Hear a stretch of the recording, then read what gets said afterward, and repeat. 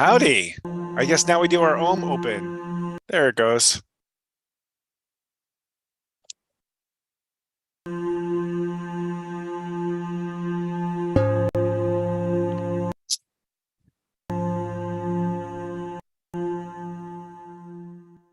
Looking for the best astrology guidance? You can enjoy an entire month of personalized astrology services for just $3.99. At Serious Joy, we pride ourselves on providing astrology enthusiasts with exactly what they're looking for.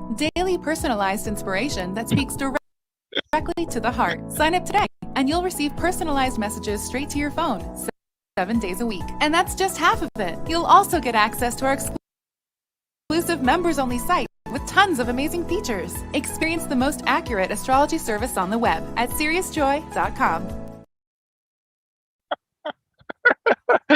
Oh gosh, I'm laughing. Hi everybody. Welcome to Namaste Today. I am your host, Christopher Witecki, Sensei Christopher Witecki. Thank you for your patience with us. We're just trying way too much at once right now. Basically, we have a new we basically have a new director on our staff. Her name is Sarah. She's fantastic. But currently, the reason for the delay is some technical issues, but I'm actually in Yosemite Park right now.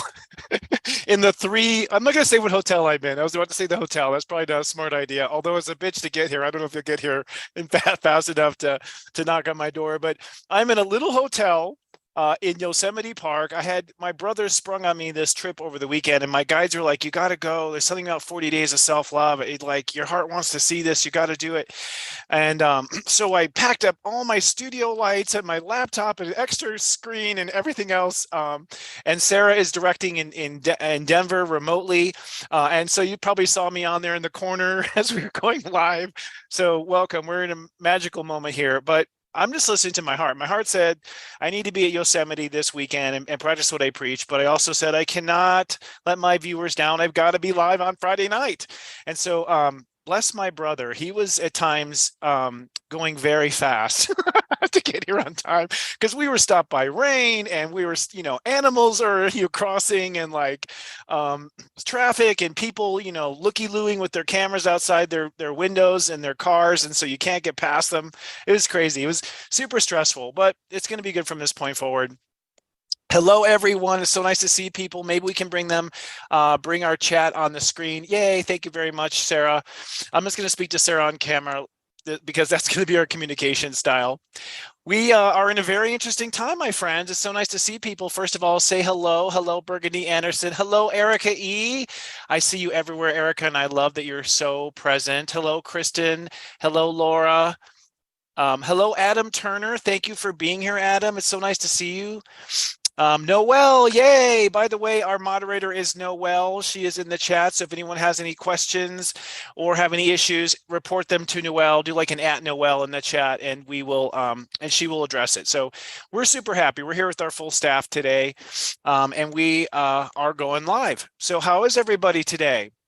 The sun is deep in Leo, and I'm feeling it. I don't know if you are. We've had so many tech issues too. I've been talking about it with our staff.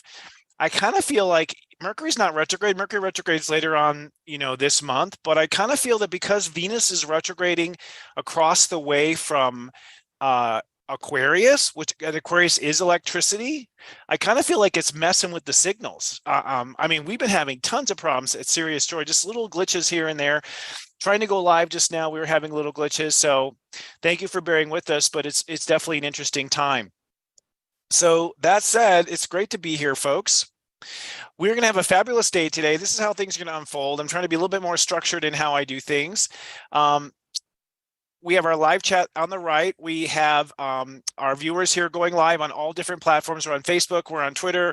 We're currently live on LinkedIn, and we're live on YouTube. So we're happy to see you there. And if you're involved in the chat, it's all being linked to a super mega chat, which is awesome. That brings our community together. Today, we're going to talk about the planets and what's going on. Then we're going to do some tea time with the horoscopes, and I'll give you a horoscope for all 12 signs today, a little question and answer at the end. And I will tell you that starting next week, we're going to start to add on the very end of the show. My goal is to get the show in under 90 minutes, by the way, with the main astrology. And then at the end of the show, I'm going to start doing interviews for people who want to stick around. So think of it as an after show. I'm not going to let the actual show be interrupted. So you get the whole show like you've always gotten the show before. But I really want to start interviewing other people in our field. I'm very interested in interviewing people in our field. In fact, if you have suggestions of who you feel would be great, an influencer, someone who does tarot.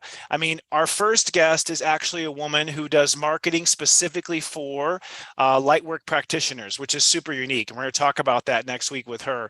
But I want to bring professionals on so that we can start to just bring our community together in a greater way, and also to learn some things that we don't know. There's a lot out there, you know, like for instance, red light therapy. Have you ever heard of red light therapy, where you soak in red light and it allegedly like increases testosterone for men and cleans up your skin? I'd like to know more about that. I'd like to know about a lot of these new fads and trends that are happening, as well as different approaches to personal health and spirituality. And I'd also like to talk to the experts. I have a few in mind in my Rolodex that I'm going to be calling up, some old friends who know their shift, and we'll be doing those little interviews at the end. And we're going to call that segment Astro Mingle. So after we do Namaste Today, we'll have a little Astro Mingle where you can create a mocktail of your choice. After drinking your cup of tea, we'll have a mocktail on Friday nights, and we'll talk to people about what they do and laugh and have a good time. And I'll bring some other people on the couch as well from Serious Joy and some friends of mine too. So looking forward to that.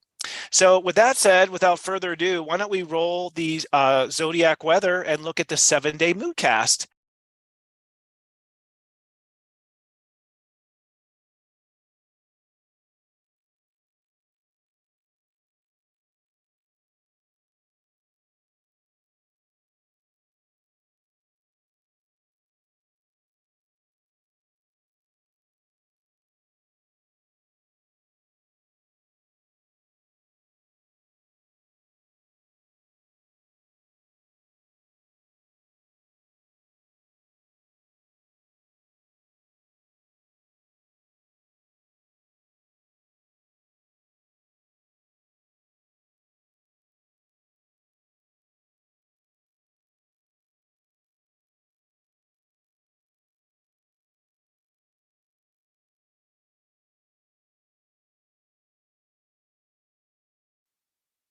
Okay, it looks like I'm back. I can't tell if we actually played that or not. So forgive us if we're not going live properly. And it didn't roll. I'm actually communicating with her in the back to see if everything went down. All right. Well, live TV sure is fun, folks. I'm glad you're with us, and thank you for giving us compassion and patience so that we can work through the little bugs here and move forward. Well, why don't we move on? I don't know if we had our Zodiac weather play or not, but we'll just call it part of the fun. I'm having some cheap hotel coffee here. And we're going to talk about the planets in transits this week and see what's going on with planets in transits. I don't know if she can run that open or not.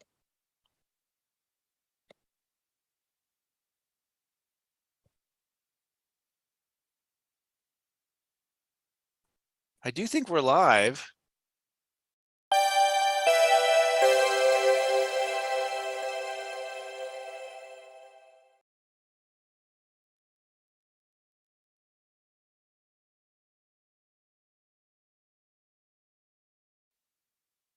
And we're back.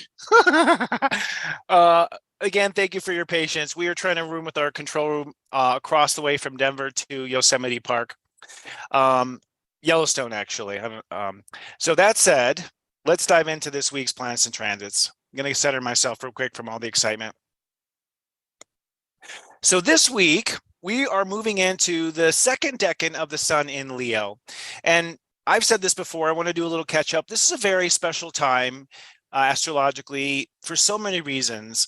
You know, I've always believed that if you carry an intention for the full scope of Leo into Virgo, so if you have something in your heart that you hold space for in the very beginning of Leo, and you hold space for that for the entire Leo transit and then 11 degrees into Virgo, that will manifest. And this is something that I have done for myself. Our subscribers have done it. We call it the 40 days of self-love, where we clear out our heart space and we basically hold this intention.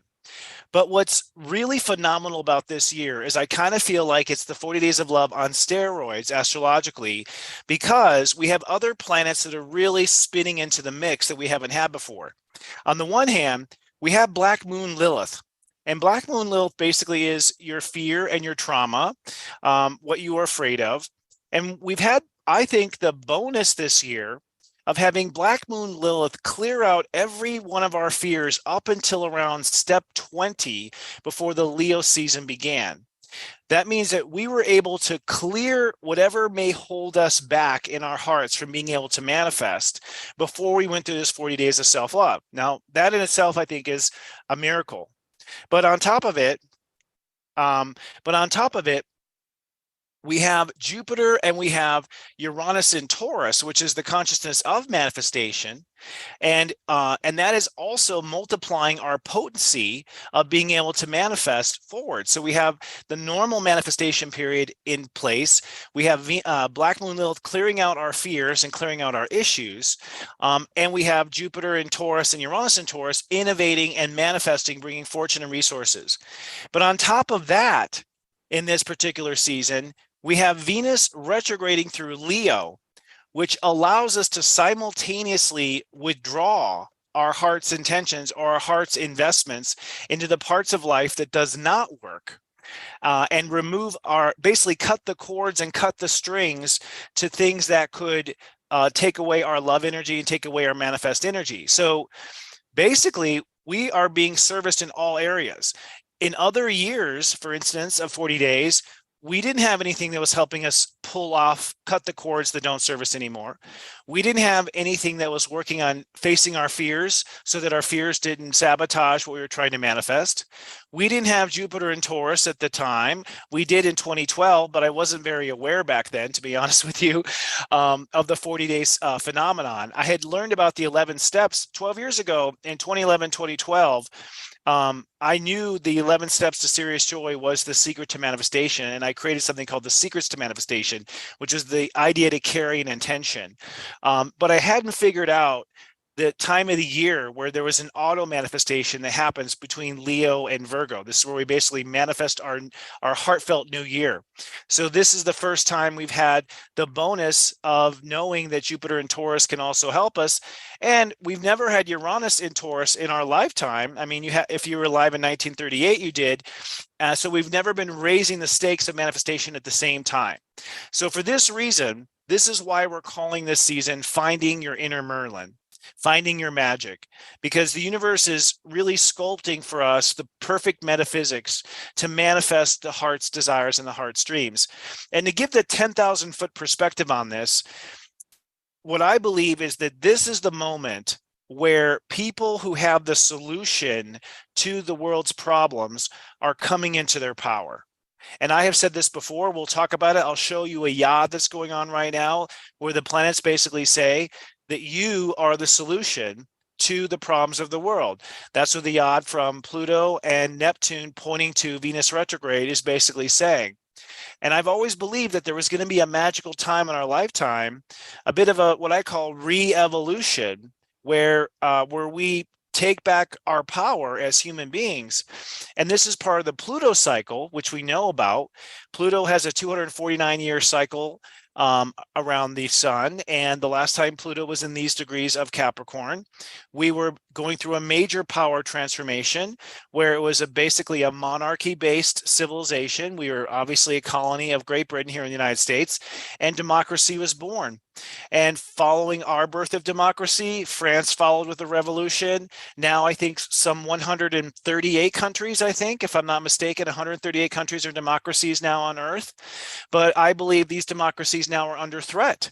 Freedom of speech is under threat.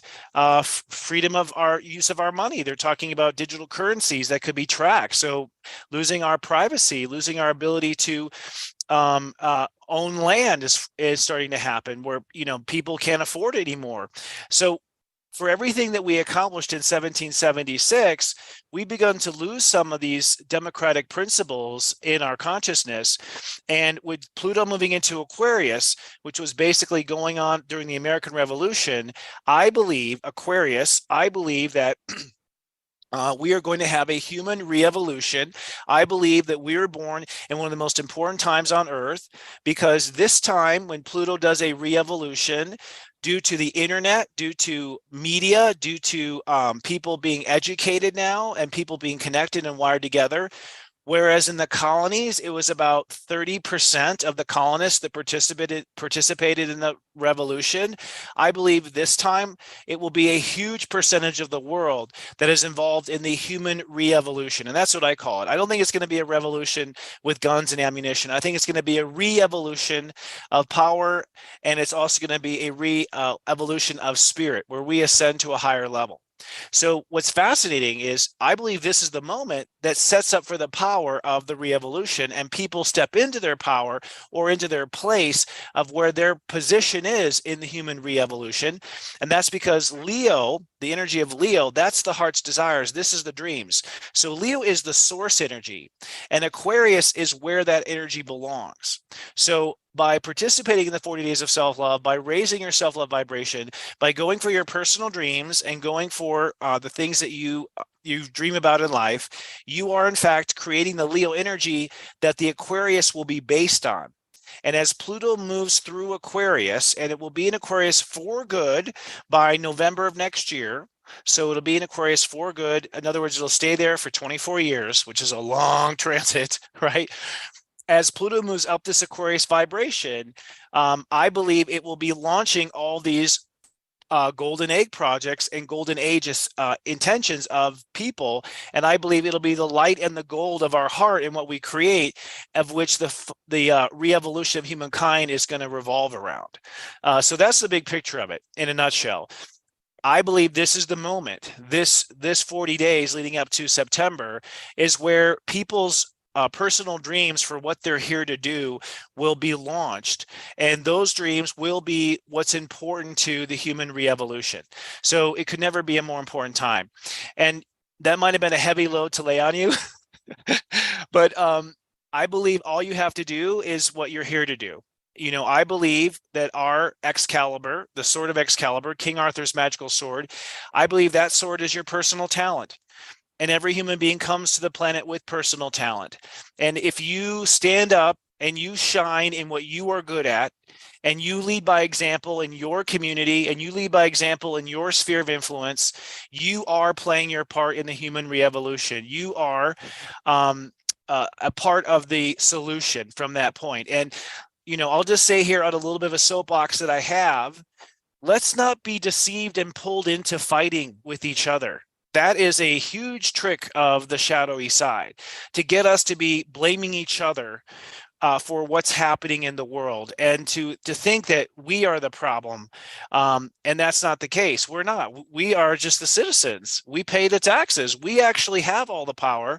But when we are talked into fighting with each other and pointing fingers and not having civil conversations and understanding each other's point of view, then basically we've lost. We've already lost this revolution, because all of our energy has gone into blaming the wrong person who doesn't have the power. That person on Twitter that you don't like, they don't have the power to make the change by themselves. Write your congressperson. Why are we arguing with each other in these different platforms? That's what the shadow side wants us to do. And so I hope that that we focus on how we can make our own influences, and that we can also learn to get along, see each other's side, and realize that we're all human. We share this earth together, and we intended to incarnate in this time. We are all right. I believe, and I will end with this and move into the planets.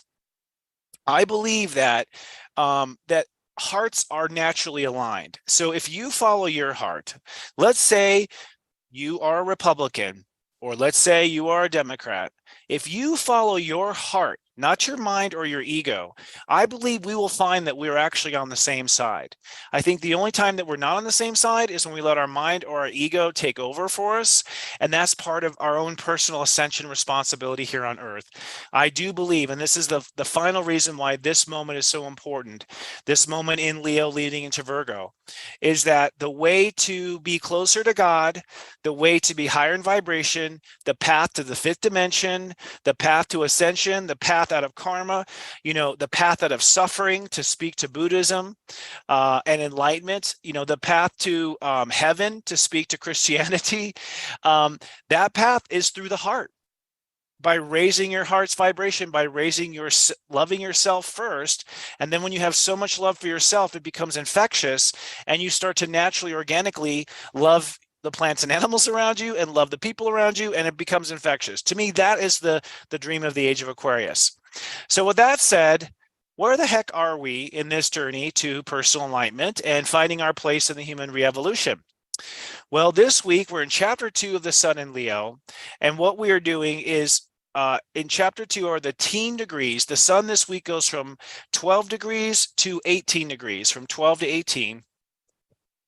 This spectrum of consciousness, 12 is when you reach out beyond your comfort zone. So this week we reach out beyond our heart's comfort zone. We reach out into uncharted territory of the heart.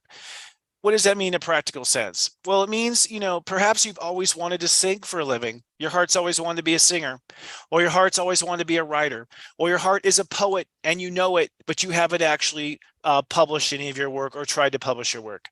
And you've been uncomfortable to put your work out there, or you've been uncomfortable to share your talent with the world. This is the week where the universe is asking you to please overcome this fear you have. In fact, we're literally going to overcome fears this week. So this week, we're going to change our creative direction. Creative direction meaning we're going to change where our heart is headed for, where our heart is wanting, what our heart wants to create. This also could be changing your heartfelt direction when it comes to someone in your life. In fact, I'll tell you right now, with Venus retrograde and the Sun where it is in Leo, if there's someone in your life that you miss, that you've always loved, and you once were very close, but somehow you had a falling out. Maybe you had a falling out due to the politics that we've seen since 2016. Maybe it's one of those people that because they didn't do what you did, you shut them out, or because they shut you out, but your heart misses them and wants to be in their lives. This is the week. This is the week to reach out. And it's important to reach out because I mentioned Venus retrograde cutting cords. It's a good time to find out, is this going to be resurrected, this connection in this lifetime? I believe we will always be connected once we get to heaven. I believe we will always be connected forever in eternity. So there's really never really true loss. There's just people being put on hold. Okay. But this would be the week to mend or come up with a new heartfelt connection with that person, or try to heal that situation. And then if you can't heal the situation and it's not going to work, well, then you will know that this cord is going to have to be cut for this particular lifetime. Not always are both parties ready to rise above, their situations, or rise above their faults. Not everyone is willing to apologize or forgive. But I think if you're not capable of that, then you're going to find yourself really lonely and disconnected, because all humans make mistakes, and we have to be okay with forgiving our friends and neighbors and other people who have made a mistake. This whole show is filled with mistakes for the first 10 minutes. I hope you forgive me. So this week we are changing our creative direction in these teen degrees. We're forging new heartfelt connections, which means that we are maybe meeting someone that we do have a heartfelt feeling for. Might be just a spark, something that we feel a pull there. And the subtitle of the week is that we are overcoming fears about the future this week. And that comes from Venus conjuncting Black Moon Lilith. I'll talk about that. And the key question to ask yourself this week is, what do I not belong doing? What do I not belong doing? So this is part of the detachment and freeing the heart from heartstrings that are taking away our energy and are not going anywhere. So this week is a week of repairing what could be repaired, creating something new, and detaching from what's not going to work to lighten the load. Now, I get all this from everything going on in the Leo energy this week. We have the Sun going from 12 to 18. So 12 to 18, 12 is when you open the door to something that is new. So like I spoke, maybe I'm going to go ahead and publish my poetry. Maybe I'm going to go ahead and start that music class. Maybe I'm going to go ahead and take dance lessons. I'm going to go ahead and go outside my comfort zone, outside of what my heart is comfortable with right now, and I'm going to try something that my heart wants that may be a little awkward or uncomfortable. And I encourage you to do it right now. There's so much love on the planet. There's so much love coming from me and our staff at Serious Joy. You are well supported in this endeavor. I encourage you to take that leap. 18 degrees is when we take the leap. So in this 1 week, we come out of our comfort zone and we go through all the steps, and that's what the steps are about. Each step, 13 is innovation, 14 is getting a new idea, 15 is accepting, 16 is connecting with God, 17 is committing, and 18 is action. So in this 1 week, you will go from trying something new from your heart to acting on that and putting it into motion. Or you can say there's multiple timelines going on. So maybe you're trying ballet for the first time, and you're also reaching out to that friend that you became estranged from during all these politics of the last couple of years, and you're seeing if there's still something there, still a heartfelt connection there. And maybe you're at the same time realizing your heart's not into this particular office building you're working in. So maybe you want to move to a more glorious office building. And so maybe there are 3 things of the heart that by the end of the week you go, okay, it doesn't like it's, I reached out, they didn't respond to me. So I guess that's not going to happen now. So I'm going to detach from those heartstrings because I'm trying. If they come back, fine. But if they don't, I can't keep wishing and hoping. I'm going to move my office to somewhere nicer, and I'm going to go out there and I'm going to try dance lessons for the first time, even though I'm clumsy as hell. I'm actually giving you my story here. I love to dance, but I don't think anyone who dances with me would say that. But that's just part of being me. Now, the other thing going on this week is Black Moon Lilith. Black Moon Lilith moves from 23 degrees to 24 degrees. And Black Moon Lilith is our fear. In fact, Venus and Black Moon Lilith will conjoin. So Venus is moving backwards and Black Moon Lilith is moving forward, and they conjoin on Tuesday at step 23. And what does that mean? It means that we face our fears of what the big idea is. That's step 23. So that's where the conjunction of Venus is. Venus is right now moving retrograde, is releasing us from heart attachments that no longer serve us. So that means we're being released from relationships that don't longer serve us, connections that no longer serve us. Maybe you love sugar, but you know it's dangerous and bad in large amounts, and it is, for the record. I'm also going to bring a guest on the show to talk about nutrition, by the way. We're going to talk about what's good, what's not good, what's GMO fake. But let's say, for instance, you love sugar and you realize, you know what, I need to let go of sugar. I need to try something else, stevia or honey. And so we're letting go of things that our heart doesn't want. And Black Moon Lilith is we're facing our fears about the future, and they come together on Tuesday around the vision of your future. So I am suspecting, because of this conjunction of Black Moon Lilith and Venus, that whatever your vision of the future is, it probably scares you. And when I say vision of the future, I mean vision of what your heart wants to do. So your heart, like I said, your heart maybe wants to be a dancer. Maybe your heart wants to go into music. Maybe your heart wants to quit your job and go freelance. Whatever it is, because Black Moon Lilith is conjoining Venus at 23 degrees, which is the idea and the vision, it tells me that probably people are afraid of what that vision is and the consequences of that vision. So on Sunday, well, on Saturday, we sort of open the door. That's tomorrow. So tomorrow we open the door.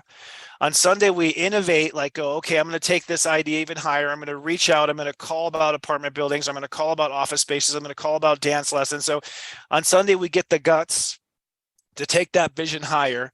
And then on Tuesday, we face our fear about what this could mean. It could mean I'm bankrupt. It could mean I lose clients. It could mean that, I'm stuck in a lease I can't get out of if I move my office space. So the real first part of this week is going for it, and then facing the fear of not going for it. And that might be a way to think about it too. It's like, whatever you're afraid of happening, that may happen. I might lose my credibility. I might lose my job. I might lose, my income that I've been earning this certain way. There's always risks to following your heart. There always is. But I say this to you: project yourself into your second Saturn return, age 60, or project yourself to age 70. Will you be able to be happy with yourself if you didn't go for it? Will you be able to accept that? that you could have, but you were too afraid and you weren't willing to take the risk. Now, I'm not saying we take dangerous risk. I think we should take calculated risk. I think we should have our boundaries in order. I think we should have backup plans. I don't think we should be naive or stupid. But I also think, as I mentioned in the open of the show, this is the human revolution. This is the time where Earth either makes it or doesn't. This is the time where we either go to utopia or dystopia. We don't have anything in gray in between. The gray has been completely worked out now. We are so divided and so polarized as a humanity that our options for the future are also polarized. So we are polarized in the sense that we're either going to destroy ourselves or we're going to save ourselves. But this middle class barely exists anymore. The middle path barely exists anymore. It's going to take us to find that middle path, and I think only love will do it.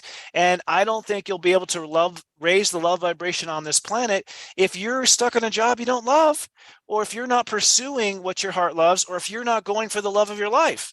You're not going to be fed enough to be a bright enough light bulb to get us through this transformation.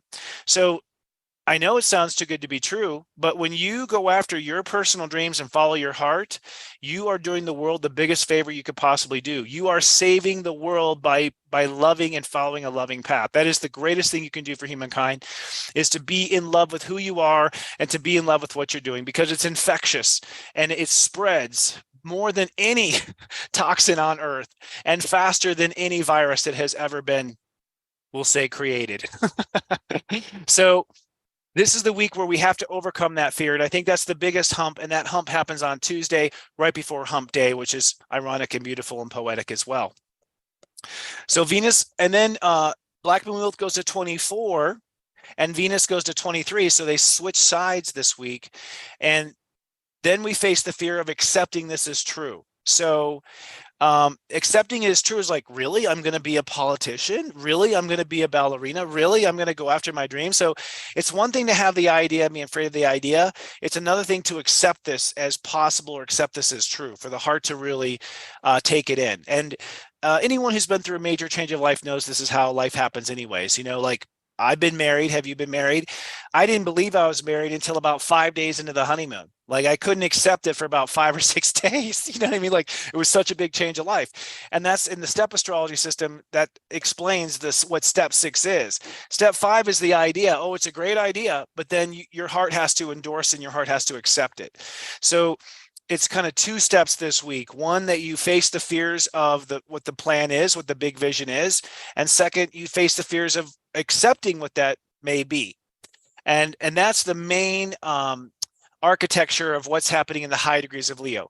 In the low degrees of Leo, we are going to, in our daily life, decide where our heart wants to invest in our daily life, decide where our heart wants to detach from in our daily life, and from there, decide to go for it. And by the end of the week, on Friday, that, by the way, I forgot to sing the song. On Friday, we go for it. So next week, so this is actually beautiful if I think about it, because on this Friday, I'm helping you and encouraging you to go for it. On next Friday, I'll hold your hand when we all go for it together. We will all take that first step. And that's what we want to do next Friday. And that's our goal. Let's make that our goal as a community, that we all do it. And I'd love for people to post on social media what your heart is going for and what you plan to do about it at the end of the week. I would love to see people's plans. I'm going to go through the social media everywhere. I'm going to go on all platforms. I'm going to comment. I'm going to give you some praise. I'm going to give you some hands up emojis. Okay, so I'd love to see what you all are doing. And I'd love some feedback from the community on how this is unfolding as well, from our personal joiners in our Serious Joy service. And also, I would like to know how it's going for everyone else out there in the public on all social media platforms as well. All right. So Leo is the first major contender of the week, and where we're doing things now with the Earth in Aquarius. We are at the same time manifesting where we truly belong, and we are pulling away from where we do not belong. And I'm just seeing, I guess our moderators are on it. Looks like we're live. I'm getting some old chats here. Okay, perfect. Just making sure we're still running here. Thank you, Noel. It's not rolling. Okay, so I'm getting a thing that we're not going. Okay, now it is. All right. Just making sure, folks. Thank you. Thank you, Sarah. All right. So Leo is the big area of where our heart is invested in. Now, I want to give the emotional context that's going on through the same time. In the beginning of the week, so right now, the moon is moving into Aries. It moves into Aries tonight. So that's going to really be okay, thank you, Noel. That's going to really be emotions are going to be impatient. Emotions are going to be jittery with the moon in Aries. Be careful. We're a little accident prone with Mars and Virgo right now. I'll talk more about that in just a minute. And the moon is in Aries over the weekend. So it's really over the weekend where you're emotionally cheerleading yourself to go for it or not go for it. So we sort of cheerlead on Saturday and Sunday this next coming weekend. On Monday, Tuesday, and Wednesday, the moon is in Taurus, and this is where we're actually going for it. We're actually manifesting it. The moon will cross over Jupiter, where we start to really believe we can do it. We believe we are worth it. The moon crosses over Uranus, and we feel like we can not only do it, but we can do it better than anyone else has done it before, and we'll realize we can take it to another level and take it to another height. And then the moon will actually trine Pluto at 28 degrees Capricorn at that time, at the very end of the Taurus transit. And that'll be a moment where we realize that what we're creating, if we're on the right path, it's going to be a little disruptive. And I want to tell you right now, you have a green light from the universe to be disruptive. When I say disruptive, I'm not talking about mayhem. I'm talking about innovation. I'm talking about like how Uber disrupted the cab industry, how technology disrupts certain things and makes things better, but also forces everything else to kind of move around because there's something better on the playing field. Whenever something better is introduced, the whole system has to either give up or join. And that's why innovation is so powerful. And the universe with Uranus at 22 Taurus is saying it is time to innovate. So we will be feeling productive and willing to go for it on Monday, Tuesday, and Wednesday.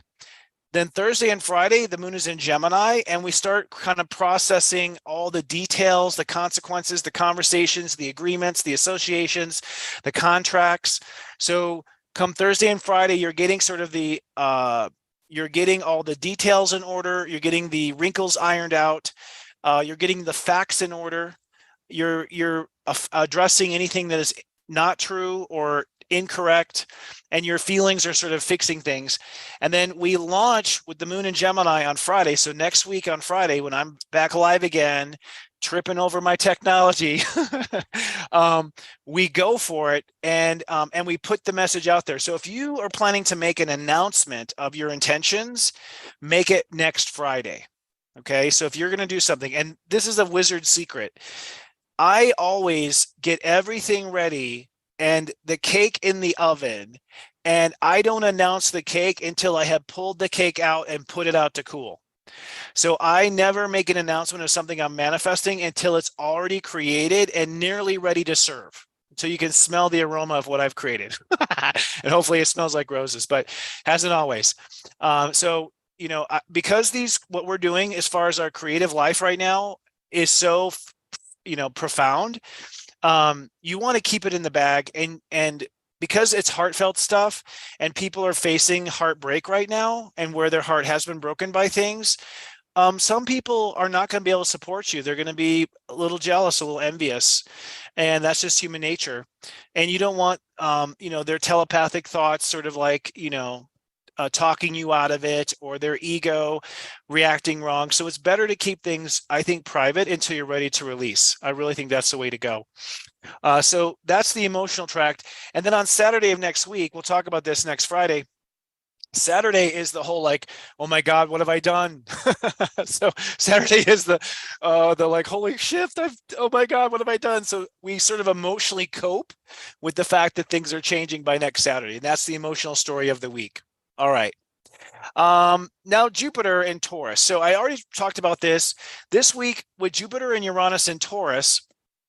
Jupiter is at step 14 Taurus. Uranus is at step 22 Taurus. 14 means that the idea of how we approach, how we manifest things, we're going to be clear on our approach this week. We're going to be clear on how to do it. And Uranus is at 22. That's the energy that said it's time to innovate. It's time to take it to the next level. And the orb between the two is 8. So that means commitment. So this week we are committing to manifesting. This is the week you commit to manifest. This doesn't mean this is the week that you actually do manifest, by the way. This is the week you commit to manifest. In fact, I'm not even sure that we're going to really manifest our projects until Venus goes direct, which is September 3rd. We may not until then.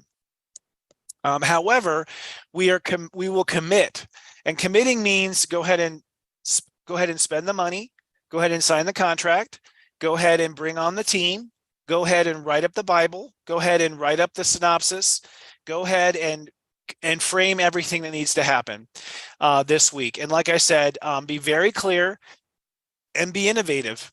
And, you know, if you're creating something that's been created before, then talk about it in a way that's never been introduced before. Right now, the universe is applauding innovation. And the thing about innovation, like I said, is it disrupts, it forces everyone to get better or get off the train also. And it takes the energy out of competition into innovation, or I guess there's a subtle competition in innovation. But when things are basically the same, when it's Coke and Pepsi and they're both basically, you know, sugar water, you know, two different sugar waters, there's just competition because it's the same old product. And so they're just trying to compete over dead air, basically, right? When you innovate one of those two products, well, now everything is moving forward, and the competition is not horizontal. The competition is vertical. And so everything is moving upward in that particular state. So the universe is applauding, supporting, approving, bringing resources to innovative manifestation. When was the last time we had it like this? 1938 to 1942, basically, when Uranus was in this particular same spectrum of energy. Basically, all of the inventions for World War II, all the technology that came out for World War II was the last time we were in this innovative place. You can see it in AI is one place. You can see it in like quantum computing. You can see it in electric vehicles and self-driving vehicles. We can see a lot of this innovation happening in the tech world already, but innovation ought to happen everywhere. Education, health, you know, medicine, everything is in a place of innovation now. The other aspect of this week is Virgo. We have a lot of Virgo energy going on. Mercury's in Virgo this week from 10 to 16 degrees, and Mars is from 16 to 20. Virgo is the consciousness of reality. So remember, the 12 states of awareness, or the 12 signs of the Zodiac, are actually the 12 ways of human beings recognizing awareness. There are 12 states of awareness. Leo is our heart's awareness. Gemini is our mind's awareness. Cancer is our emotional awareness. These are just our states of awareness. And we astrologers, what we do is we track the cycles of these awarenesses. They go in cycles. They always go in circles. And each one of our awarenesses are going at a different rate in circles. And that's what astrology is like looking at all these different circles within circles of everything cycling and circling. With Mercury and Mars, which is our mind and our ego, in the consciousness of Virgo, our mind is preoccupied with reality. Our ego is preoccupied with reality. This is a good thing, and this is a hard thing also. It's a good thing because as we are coming up with these dreams for what we want to do and what we want to manifest on the planet, to some degree, we are grounded in reality. It's not going to be just a pipe dream because our mind is very clear, like, oh, but I got to pay for it. I got to get the contract. I got to do this. I got to do that. So our mind is, Mercury and Virgo, our mind is very clear on the details necessary for this to happen and for us to pull this off. Mars and Virgo is our ego. And so our ego is also very aware of all the details that have to be done and the tasks necessary, etc. So that's very positive. And the mind this week is basically going to think through all the necessary steps to make things manifest. So your mind is going to be very like being able to make up task lists, being able to check off those lists, create diagrams, you know, analyze the approach, the cost, all the nitty gritty of it. And Mercury's actually trining Jupiter for the entire week. So we're linking this to our ability to manifest and make things happen. So it's a very mentally productive week. Mars goes from step 16 to step 20. So Mars is really looking at how it launches. So our ego is focusing how it's going to launch, how we're going to pay for it, how it's going to take off. What are the actual actions I'm going to take and move forward with? So this is all very good. The negative or the hard part of this is the thing about reality. So reality is a state of awareness, feeling, pinching, pain, the body, illness, disease. That's reality. We all know reality. We can pinch it, we can taste it. There's 6 senses, 5 senses really to reality. And the thing about reality, that's one part of our conscious awareness. The rest of us lives all in the invisible realm, right? Our creativity, our love, our thoughts, our emotions, these are all invisible. Virgo is very visible. The problem with visible reality is it has the misconception of appearing permanent. Okay. It's like, and we all know this, like, oh God, will I ever get out of this situation? Will I ever get out of this class? Will I ever get out of this job, this marriage? Oh my God. It's like when reality, once things manifest into the solid reality, we have this false belief that it's permanent. And that's not true. If you've ever experienced a miracle, which I have several, I'll tell some stories in Astro Gossip sometime about it, or Astro Mingle. I'm going back to a show with me and David Palmer, actually, when I said Astro Gossip and Astro Mingle, actually.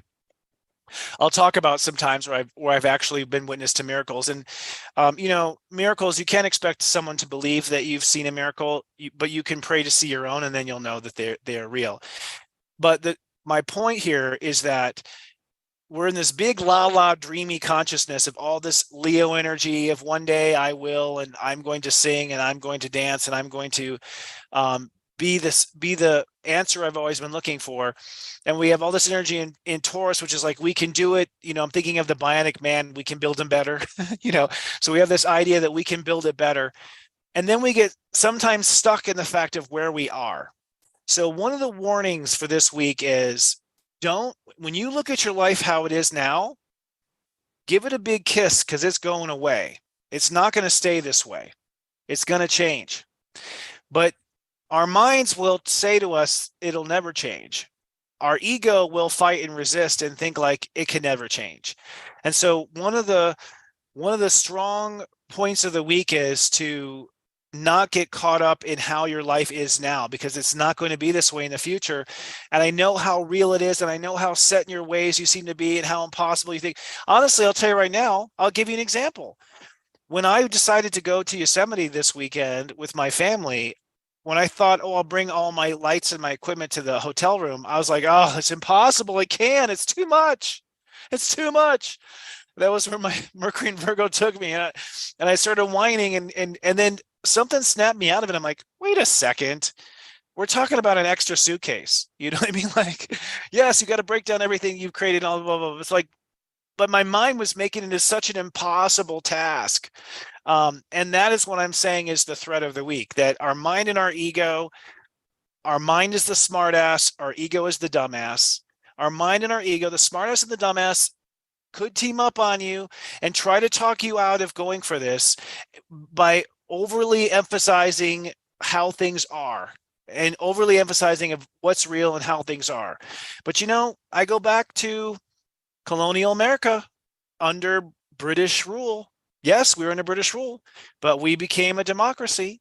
So it may have seemed stuck. No one had ever fought Britain before. That was crazy. Fighting the redcoats was an insane idea. You're wasting your time. You're going to end up with your head on a spike. But we did it. So, everything that has been created in the world was probably once thought as impossible. Everything.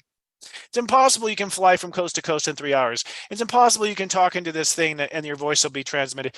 We all thought that. So don't let your mind and your ego weigh you down this week in what is. Focus your mind and ego on what could be.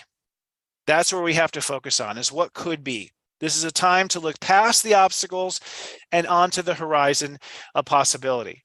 Now, this energy in Virgo opposes the energy in Pisces. We have Saturn in Pisces at 5 degrees this week for the whole week.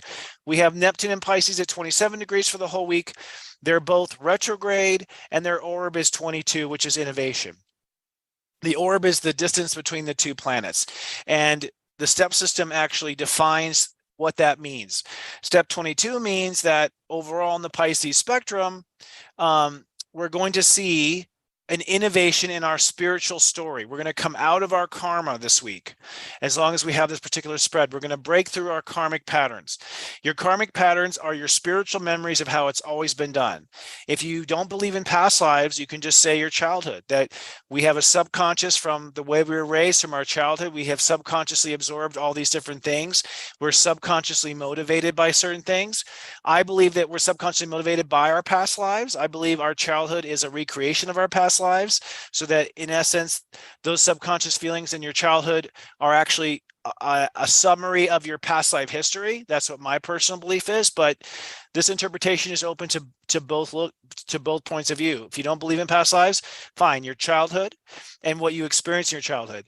With Saturn at 5 degrees Pisces, we are being called to take command over our thoughts. That's what step 5 is, and to no longer think like we used to think. So we're being encouraged to stop thinking the old thinking patterns. So if the old thinking pattern is, oh, I'm not good enough, or I'm not smart enough, or I don't have enough money, or nobody likes me, that is a tired story, says Saturn at 5 degrees. You can no longer allow yourself to fall into that old thinking, because every thought is a sort of blueprint for what can happen. Thoughts are really meaningless, frankly, until we put energy behind them. So they sort of serve as a web in which reality is created. So this is why we must be careful with our thoughts, particularly our thoughts about ourselves. So Mercury and Mars are opposing Saturn and Neptune, not exactly opposing, but the energies are opposing.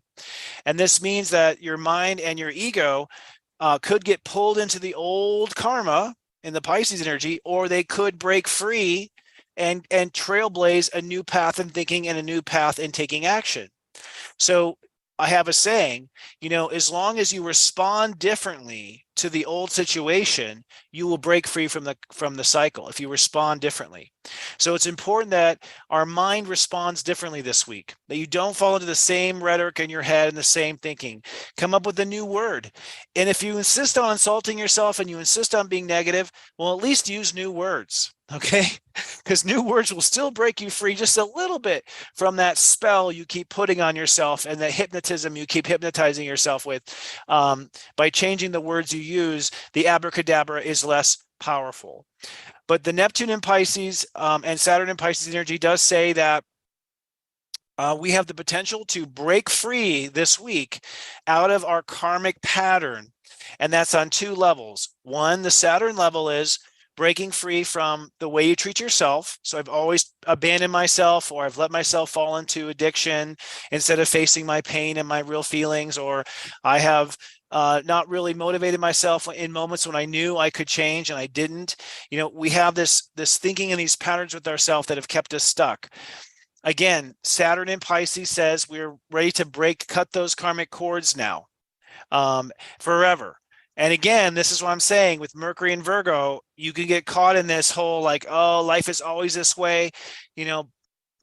Government's always doing the wrong thing and big business is always taking advantage. And it's like, no, yes, but doesn't mean it's going to continue. We don't have to stay stuck in that. And with your own behavior with yourself, yes, maybe that's how you have been, but it doesn't have to continue. So it's very important for you to launch your personal dreams to go forward. Your golden egg project, your golden age, to have the love of your life means that you can no longer operate inside yourself the way you used to. You can no longer allow yourself to go down that path. Those cords must be cut and ended, and it will be freeing and it will feel light and liberating, and you will be so happy when it happens. But it's a part of this week's process in order to move out to an uncomfortable zone, out of our comfort zones, and then to launch something at the end of the week. You've got to cut the old behavior because it's going to weigh you down too much. Now, what happens is I'm sitting in a really wonky chair in this hotel. It's a very charming hotel, by the way. I will say, very rustic. It's got like big bears in front of it, and log cabin woods. Like log cabin, like in the woods kind of look. As you cut away from your karma with yourself, Neptune in the high degree says, now you're free. Your destiny is free to go down another timeline. And so I do believe that we are creating new timelines for ourselves and new fates as a result of cutting our karmic cords. So that's the Pisces energy. The last little spectrum I want to talk about before Hi, everybody. I'm looking at the comments. Is the North Node in Aries is at 27 degrees Aries. And the South Node is at 27 degrees Libra. Now, the nodals, I can't go into everything today, although I'm craving to for some reason. It must be Jupiter at 14. I'm wanting to share my wisdom. The nodes actually have a cycle of 18 years. So it's 18 years before the North Node is in Aries again. It's been 18 years since the North Node was in Aries. The nodes represent the conglomerate of your heart and your emotion. So what the nodes really are is your passion, because it is basically where the heart, it's where the sun ecliptic and the moon's orbit conjoin in the chart. So we sort of map out the orbits of the two, and then there's this X spot of where they cross, and that is the North Node. And there's the antithesis of the North Node, and that's the South Node. And what it represents is basically our passion. It's our heart and our emotion, where our passion is currently headed. So our passion is headed to change right now. That's the North Node in Aries. The last time the North Node was in Aries at this degree was January 2005. 2005 was the last time our passion was trying to move into something new and to break free from old associations, Libra, and old relationships and things that hold us back. So I can speak to in 2005, I had a huge change in the people I associated with. I brought in new people into Soul Garden. I had Soul Garden as a brand at the time. I brought in a whole new group of people. I ended up having a change of my roommates. So the South Node in Libra, I saw all the changes of the relationships as the result of the new actions that are moving forward. So you are being encouraged by the universe. Passion is guiding us to making change, and that may mean that we do away from one person or certain partnerships or certain alliances. And I'm starting to see that happen. I'm starting to hear about that. I've been doing personal readings now for the last couple of weeks, and I'm starting to get feedback from my clients. And indeed, people are leaving relationships. People are going for relationships. I'm already seeing this trend happening, and I think the nodes switched in May, if I'm not mistaken. So late May, I think. I have to look that one up, but it hasn't been very long. Now with the North Node at 27 degrees, what this means is that the actions you take right now are character building. So every action you take ought to be aiming for who you want to be, the character you want to be. So you could say that God is casting for the re-evolution. God is currently casting parts for the human re-evolution. And so what this comes down to as an individual is you ask yourself, who do I want to become? What is going to be my character? Am I going to be a teacher, a healer, an artist, an observer, which would be just fine as long as you're, as long as you're in love with your life and in love with yourself. You're fueling the re-evolution. You're fueling enlightenment of humanity. You are a part of the solution just by being in a state of love. Some of us have some neat ideas we want to put out there too, but it comes down to the character you want to become. What is the character you want to become? The interesting thing about the North Node in Aries at 27 degrees last time was I realized I wanted to become a character on camera. Prior to that, I was actually a director off camera. So I was behind the scenes working for television, reality TV, and I realized, no, my character, I want to be the ones, I'm tired of telling people what to say on camera. I want to say it. So I saw the big character shift. Now I'm very curious, especially with my Leo rising, of how my character is changing now, but I'm up for an upgrade, and so are you. So keep in mind who you are becoming and the relationships that you're going to have to step away from, which is probably obvious. I don't think you have to think about that. I think it's pretty obvious that, as soon as I say I'm running for office, so-and-so is not going to like it, so I think we all know there's consequences in relationships because some people just are incapable of supporting us on our journey because of their own stuff. And that's fine. I'll see you in heaven. We'll talk about it. We'll review the tapes and, we'll have some coffee in heaven and talk about it if that's the case. But the human re-evolution is the most important thing of our lifetime, and you were born to do this and you were born to be this. And so the North Node at 27 degrees Aries is saying, baby, it's time. You were born to run. I'm thinking of Baby, We Were Born to Run, that song right now in my head. I don't know. I think that's actually Archangel Sandalphon, by the way, who puts songs in our heads. Thank you, Sandalphon. And Chiron's at 19 degrees. And the reason why this is important, I'm just looking at people. Gotcha. People are chatting about it rolling in on YouTube, but I don't know what they're talking about. I have to not watch a chat while I'm up here at the moment. Except for specific times, because then I go, oh my God, what's happening?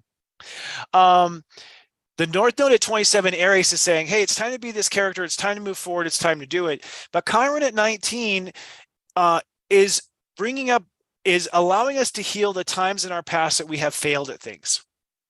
So that means that you're going to be reminded the times you failed. And I want you to know that's going to happen. You're going to be reminded the times you failed. You're going to be, and those I don't think are ever failures. I think those were the wrong time. It was the wrong timing. Either you weren't ready or the world wasn't ready, one of the two. So a failure really is just the wrong timing of either the world being ready or you being ready. It's never a failure in the big sense of having tried. In fact, I think not trying is the only failure. I think the only time we fail is when we don't try. That's what I personally believe. But with Chiron at 19, you are healing. You are healing over the times where it did not work out, you could not carry it to term, you lost funding, you filed bankruptcy, you dropped the ball, you broke all the dishes, you dropped the tray. I can come up with 1,000 of these. You know what I'm talking about. And by trying another time, I don't care if it's the 5th time or the 100th time, there's that story of how many times Edison created a light bulb, how many light bulbs that exploded before he found the right one. It doesn't matter how many. All that matters is that you get to finding the right one, that you get to actually doing it. So be reminded this week again, when our ego and our mind is caught up in the fact of like, this is how things are, this is the way the world works, we're stuck, we can never change these things. No, I dare to argue. I disagree. I believe that if you don't try, then yes, things will stay the same. But if you try, you will slowly, if not quickly, make a change in your life, and then you will make a change in the world. So it's time to move forward. All right, couple of things as far as aspects are concerned. This week, Jupiter, the sun squares Jupiter on Monday. So what that means is that our heart will have a little tango. You'll have a little bit of back and forth this week about what your heart wants and how can I do it. And you'll have to sort of finesse both. In some cases, it's about, oh, maybe I modify what my heart wants. And then in some cases, you go over here to Jupiter and you go, oh, maybe I modify what can be done. And so you might find, oh, they don't quite have the computing power for it to happen like that right now. So do I want to try to invent the computing power, or do I want to maybe alter the dream a little bit, or alter the creativity a little bit, so that I can, work with what's available. So you're going back and forth between the resources and the potential and what the actual creative ideas are. And by the way, that's how all creation is. Anytime someone has fabulous ideas, there are certain limits. And as a creator and a manifester myself, I'll tell you right now, Serious Joy, my personal sensei service, we are going to be absolutely incredible when we are done. But I had the vision for what we are creating 10 years ago. And so I just make it better every year and go as far as the resources will allow me and as far as the technology will allow me. You just go as far as you possibly can, and you recognize that sometimes technology, resources and stuff have to keep up, but that doesn't mean we don't do it because we can't do it all in one moment. And for those people who think you have to make $1 million before you can follow your dreams, you'll never get your dreams if you're waiting for that $1 million. The $1 million has to come from the dreams. It can't come once you get the money. So I meet so many clients who say to me, I want to make a lot of money and then I want to do this. I want to give it all away, or I want to give to charity. And I say, it's not going to happen like that. And never, you'll never be there, because your heart doesn't really want to make the money. Your heart wants to do this. And because you're trying to make your heart do something it doesn't want, which is make a lot of money out of nothing or doing something you don't love, you'll never do it because your heart's not in it. So if your heart's not in it, if your heart's not in the process, you won't get to the outcome. You will never get to the outcome. You have to be in love with the process, which means that you have to embed yourself in that process. So the sun squaring Jupiter is really that fight between creativity and process, or ideas and resources. You have to find a way to get started now with nothing. You have to find a way to get started now with borrowing and trading. You have to find a way. I actually stumbled across this week a story about Steve Jobs in his early years when he was 14, he apparently called the CEO of Hewlett Packard, which I think was the man named Packard, if I'm not mistaken. But when he was 14, he called up the CEO of Hewlett Packard and he said, hey, I want to create this part for my computer. I think it was a counter or something like a counter. Do you have any spare parts that you can give me so that I can tinker around and make this myself? And the CEO of Hewlett Packard was so impressed with young Steve Jobs, he gave him a job in a Hewlett Packard factory, assembling the thing he was trying to assemble with spare parts. So there's a success story right there. Steve Jobs did not have $1 million. He was 14 years old. He knew who had this resources and he reached out on the telephone. He said he looked up the name in the yellow pages. He was still listed. He called, the guy answered the phone. Now, it's not that simple anymore, but it's a great takeaway and an anecdote to the idea that you don't have to have the money to get started. And this square is that fight. So I want to help put out that fire right now. By Wednesday, Mercury trines Jupiter. So on Sunday, the sun squares Jupiter from Sunday to Monday. The sun squares Jupiter, and so you may feel like, I don't know how I can do this. I don't know how I can pull it off. But by Wednesday, Mercury trines Jupiter, and you will know by Wednesday how to pull it off. So stick with it till Wednesday. We talked about the Venus and Black Moon Lilith conjunction on Tuesday, facing our fears already. Venus then squares Uranus on Wednesday later in the day. And what that means is that you're going to have to reconcile.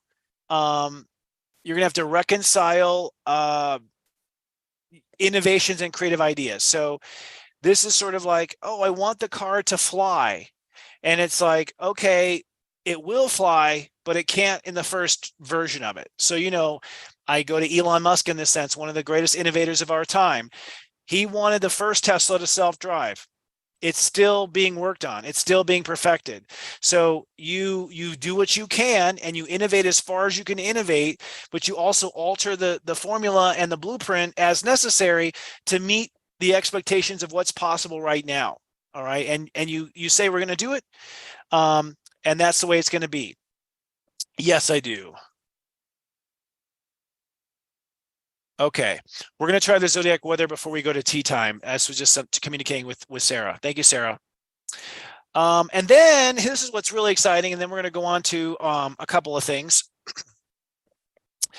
We have a grand trine in Earth, and boy, I really want to get so much in this episode. A grand trine in Earth is basically when three planets make a trine to each other, which is a 60-degree angle to one another, and they end up forming a big triangle in the sky. So it's like surrounding the Earth, there's this big triangle, and the triangle is between Mars, Uranus, and Pluto. That's the triangle, Mars, Uranus, and Pluto. And Mars and Uranus and Pluto are all in Earth signs, which means they're all grounded in reality. What this means in simple terms is when you have a grand trine in Earth that lasts a long time, like this one will, it'll last until August 27th, and it really begins pretty much next Friday. So remember how I said this Friday we're going to rah-rah to get the story started, and next Friday we're going to launch. Well, on that launch next Friday, a grand trine in Earth is formed, and this grand trine in Earth means that the powers of reality are going to start to coordinate around your intentions, particularly your actions. So your actions, that's Mars. The ruler of a trine is always the fastest moving planet. Mars is the fastest moving planet over Pluto and Uranus. So what that means is your actions starting next Friday will be laying down the foundation to pour, let's say, the cement of what you are creating. So what it means in a more practical sense is the universe will begin to conspire to make your vision real. This is another reason that I did not bring up in the beginning of why this is such a magical and special time. We're calling it, finding your inner Merlin, because we also have this grand trine in Earth that happens over the same time, which makes it far more than just a vision. It makes it a reality. So to put it into some example for you, it will literally be that you decide to pick up the phone and call Hewlett Packard and ask for parts, and you get them. It means that the universe is going to conspire to bring you the resources. And with Pluto at 28 degrees, if it involves a transformation of power, you are sponsored by the universe. And here's the fun thing. If you are taking advantage, if you're a bad player, if you're a bad actor on the stage, you are beginning to create your own fall is what's going to happen. So basically, the people who are bad actors, and bad actors means you work against the power of love. That's all a bad actor is. They're working for greed or ego or domination or power or, absolute control. If you work against God, this grand trine is actually going to work against you because it's wired for innovation. Uranus is a planet that's wired into it. So Pluto is consciousness of death and rebirth. Uranus is innovation, and Mars is action. So by taking action, you innovate and you break down power. By failing to take action, power remains the same. But because everyone falls under the same consciousness on Earth, negative actors, if they fail to innovate or honor the laws of the universe, which is love rules, they will be creating, I think, their own demise. So, basically, we all see it in movies. Bad actors inevitably end up hanging themselves with the rope that they created. And that is starting to happen. And the plan here is for your project to be waiting in the wings, right? That's the whole plan here, that your project, your intentions is waiting right here in the wings when the people who are not acting on behalf of love and happiness are starting to fall from their own creations. They always end up shooting themselves in the foot. The last point of the week will be the Sun trining Chiron. That's really next Saturday, so we'll talk about it in our next show. But what that means is you will feel by the end of this, if you do the right thing for yourself, you will feel you are overcoming that old story of failing and not doing well. I think you'll believe that you are rising above it. All right. So with all that said, that is our planets and transits for the week. I want to try rolling our zodiac weather one more time. We tried to roll it from our studio and didn't work. So we're going to try to roll the zodiac weather. And then when we come back, we're going to do the tea time segments for all 12 signs. So let's try rolling the zodiac weather, and I'll watch to see if this works.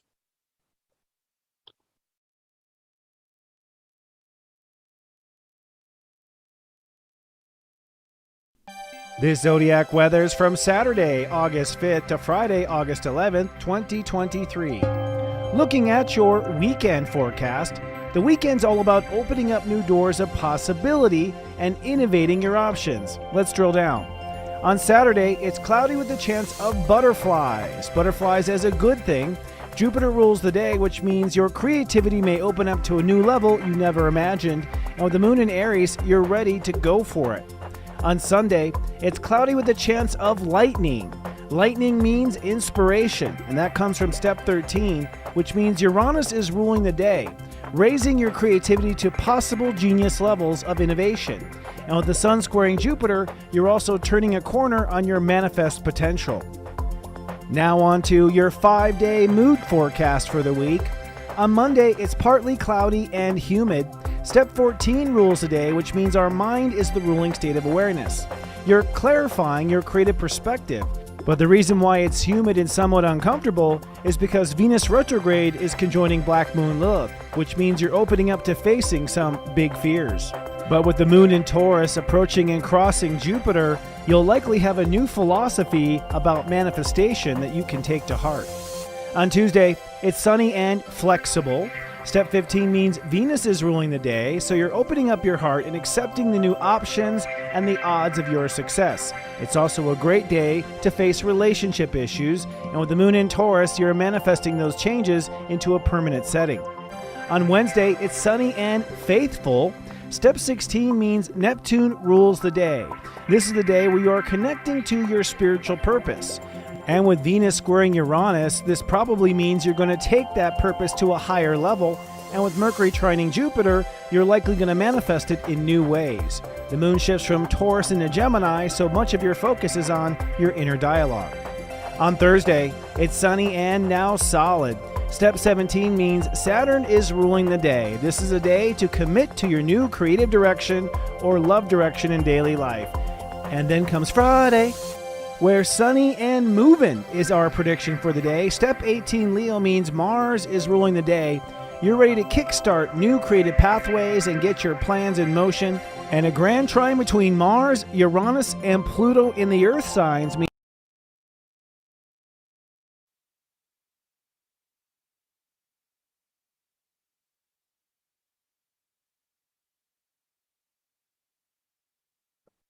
Okay.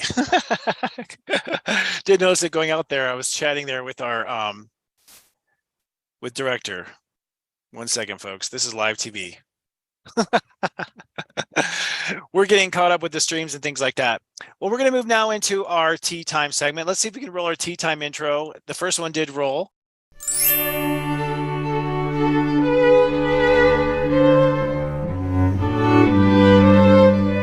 Communication in the background. Here we go.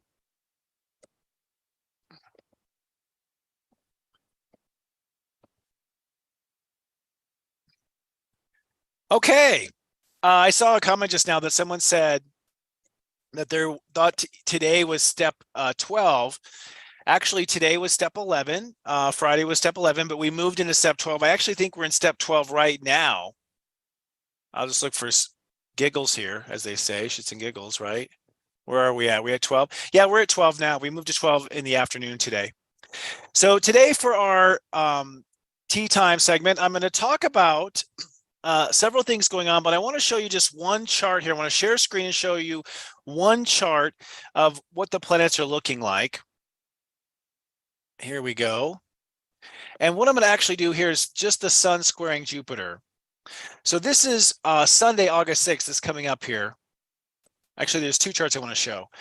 As you can see, as I was talking about, we have the sun in the teen degrees of Leo, and we have Venus and Black Moon Lilith about to conjoin. We'll show that chart here in a second. But it's on Sunday that the sun at step 14, I don't know why it always does this in this corner. I have to figure that out. The sun at step 14 is squaring Jupiter at step 14 Taurus. And this is the hump of you. Step 14 nets to a 5, which is what we think. So on Sunday, you're going to probably go back and forth in this square about whether or not you really think you can do it. This is the hump of, do I really think I can do it? And this again happens on Sunday at 8 o'clock. The beginning of Sunday is step 13. So we wake up to step 13 on Sunday. So on Sunday, we wake up a little troubled. We wake up a little irritated. We wake up a little worried that we won't be able to pull it off. And the square builds between the sun and Jupiter at this time. And ultimately going to bed Sunday night to Monday morning, this is when you decide whether you think you can do it or you can't do it. So you have to get over that idea. Notice that at the time of the square, which is at 8:02 p.m. East Coast time, the moon is about to conjoin the North Node, which is that character building energy. So the reason why you can do it is because it's who you are. I want to stress that. The reason why you can do it with this square is because it's who you are. It's the character you were born to be. And it's just like, you know, that child that knows they're going to be an astronaut one day or be a lawyer or whatever. They're a child, but they know that that's who they're meant to be. We got to return back to that inner child innocence of knowing who we were meant to be. And I think this is like, you know, the Rocky music, you know, sound with the trumpets. I'm not going to sing it, but I'm really tempted to. It's sort of like those trumpets start playing, you start hearing the Rocky theme, and you realize, yes, I am the solution I am waiting for. I am the answer to my problem. I am the person who will make a difference in my life. I am what I have been waiting for all this time. It's me. This is the same moment of Dorothy clicking her red heels or red slippers, ruby red slippers. They weren't really heels. Maybe a modern version would be, but you can't skip it heels. And realizing that she could have gone home at any time. That was all in her, was all in her power. That's the lesson the universe is bringing us this week, that it's all in our power. And we feel that Sunday night. Now look at this. I didn't mention this, but the North Node is trining the galactic center. The galactic center, it represents what your place in the universe is. Everyone has a place. Everyone has a role. Everyone has a role to play. And so this character is aligned with that role to play. By the way, 27 is to act on it. most of us born before 2012 have the galactic center at 26 in our natal chart. It moved to 27 in 2012, which means that the 2012 crisis was literally like, okay, time to go, time to act, time to move forward. By the way, 2012 was the last time Jupiter was in Taurus also. So how funny is that? So this is one thing I want to show you. The next thing I want to show you is this. This is Black Moon Lilith conjoining Venus on Tuesday. Oh, actually, it's on Monday. Monday night, actually. Monday night, 10:45 into Tuesday morning. So Black Moon Lilith, so we face our fears. I think I said Tuesday this whole time, and I apologize if I did. It's Monday that we face our fears. So pardon me, I'm a little too flustered today. But Monday night is when we face our fears for our vision, and Wednesday is when we know how to do it. Okay, that's how the arc goes. But here's the conjunction happening. Again, it happens late at night. So I would imagine Monday you'll be facing a lot of your fears. But also notice that Monday night, the moon will cross over Jupiter while we're sleeping in North America, which means that we're going to feel we know how to do it, and we're going to be emotionally charged with how to do it. Remember, it was Sunday when the sun was squaring Jupiter that we were battling over how to do it, and then it is after we face our fears, the moon crosses Jupiter, and we feel that we can do it. And then the last chart I want to show really quickly is Venus squaring Uranus. So at the end of the week on Wednesday, sorry, my mind is all over the place. On Wednesday, August 9th, preparing for the end of the week, we have a come to Jesus. Black Moon Lilith has moved on to step 23. Venus has retrograded back to step 22, but it squares Uranus. And this is the example I was giving about Elon Musk and self-driving cars, that you realize you want the car to be self-driving. Venus at 22. This is the creative idea. Leo is the creative idea. So the idea is it's a self-driving car. Uranus at 22 says it can be done, but it's going to take a while. It's going to take innovation. It's going to take more resources. It's going to take more time. We're going to have to innovate our investment of time and energy in order to make this happen. And so you are back and forth, going back and forth on Wednesday with that square, trying to figure out basically where you change the vision for now and what you can pull off doing for now. And of course, the moon has already crossed Uranus. So at this point, you've already convinced it's possible. You just don't know when. So you can feel that it's possible. You feel you need to innovate, but you're reconciling it with the actual creative vision. And in some cases, the creative vision will change a little bit. You may realize, okay, it's hands driving with your hands on the wheel, or it's a half a step that direction. Interesting. Also point to this on Wednesday as well. Mercury is at 13 degrees going to 14, right when Mars is at 18. So this moment is right on the cusp of actually creating how do I say this? You'll have the vision here of how it's going to be in the future, and then you'll have the vision here of how to actually do it in the present. That's what I'm actually saying. So how to actually do in the present becomes very clear once you reconcile the vision a little bit. So as you can see, this week, the universe is conspiring the whole week to make our vision come alive, for us to become the character we're meant to be, for us to find our role in the universe and our place in the universe, and to reconcile the dream and the vision with what's actually possible now. Not giving up on the dream, but looking at the practicalities of what can be manifested in Taurus, and then with Mars and Mercury and Virgo, the reality of what we're going to do in the moment. So for today's tea time in each of the 12 signs, I'm going to talk about 4 areas of your consciousness today and guide you through this next week. We're going to talk about where next Friday you are committing to a new creative path. We're going to talk about where you are facing your fears with Venus and Black Moon Lilith. We're going to talk about what the Venus square to Uranus means, where you're going to have to innovate your vision. And we're going to talk about where your mind is caught up in the details. So where your mind is caught up in the details. And Mercury, by the way, I should say this, is now in shadow. Mercury will retrograde at the end of the month, but Mercury in shadow means it's now in the place of where it will retrograde, which basically means that whatever you're thinking about reality or how it's going to be done, you're actually going to think about this 3 times. So you have to have a working draft, basically, a rough draft, a plan of how you want to do it, but it doesn't have to be set in stone. It's going to take Mercury retrograding and going direct again. So you're going to have 3 full drafts before you get to the final answer. So be okay with going a little bit of the distance. Be okay with finding the first few steps and not knowing the rest of the steps, because it's sort of put in the architecture of the planets. It's sort of in God's lesson plan that you think about it 3 times. Okay. All right. And with that, let's start with the Aries. Okay. Aries are, first off, their heart is committing to a new creative path. And this creative path is quite literal. Aries are always the what's the word? The first to do things, okay? And they always do it with purity. So whatever the planets are at, Aries are right at the very tip of that spear. That's what I'm trying to come up with.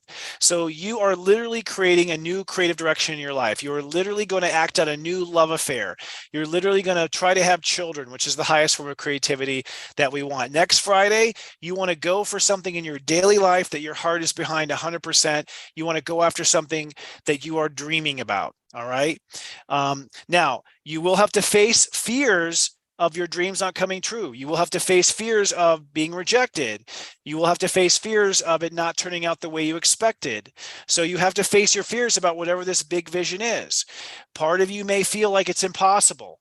And Pluto comes to mind for you. You've had a lot of hardship when it comes to career. You also are struggling very much with money right now and getting your finances in order. So, you know, if we look at the reality of the situation, going for some pipe dream right now doesn't seem very logical. But the planets are saying, oh, yes, it is what you're meant to do. In fact, the square to Uranus says that you're going to have to reconcile your dreams and your vision with your vision for abundance or passive income, whatever it may be. So you're going to have to find a way to make sure that this personal dream is going to lead to financial abundance. So the way you wire it in to be a success is that you make sure that it is profitable from the get-go. I guess the way to say this is not a time, because of the square to Uranus, you can't be Uber and burn cash for 20 years. And you can't be Amazon and report no profit for 20 years. You have to create an idea that it's going to lead to money that makes money in itself, which is what abundance is, or a passive income as well, one of the two. Now, that said, Mercury in its shadow says that you are thinking through your daily work, you're thinking through your routines, and you are coordinating this week how your daily work and your routines tie back into how you make money. So a good way to look at this is you don't want to be wasteful of energy right now. You want to only do things that directly will create a payoff for yourself, and at the same time, set up the foundation for abundance. All right. So in essence, it's time to go for your dreams, but reality is saying to you, hey, keep it in check. Make sure it can make money. Make sure it will also make money in the future. It has a plan for long-term abundance.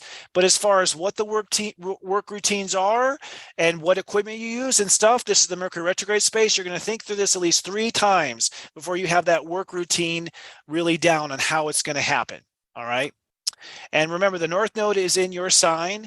So it is time to be the hero, a hero to yourself. It's time to be the best that you can be. I'm not trying to quote the army here, but it came to mind. So all that you can be. Taurus, you are now moving forward with home and family plans that will secure your ability to go far in the world. So you have to have the emotional basket. This is why I went to Yosemite, or excuse me, I went to Yellowstone. I'm getting all my national parks confused. This is why I went to Yellowstone during this particular time, because I knew I need to have this time with my family. I need to be grounded. I can't be all 10th house, that I'm never going to be able to blossom in my career if I have my roots at the base of my soul garden not fertilized and not watered. And so basically Tauruses need a game plan that's going to care for yourself, that's going to nurture for yourself. This may mean that you are going to buy a home or build a home or relocate your home or add on to your home.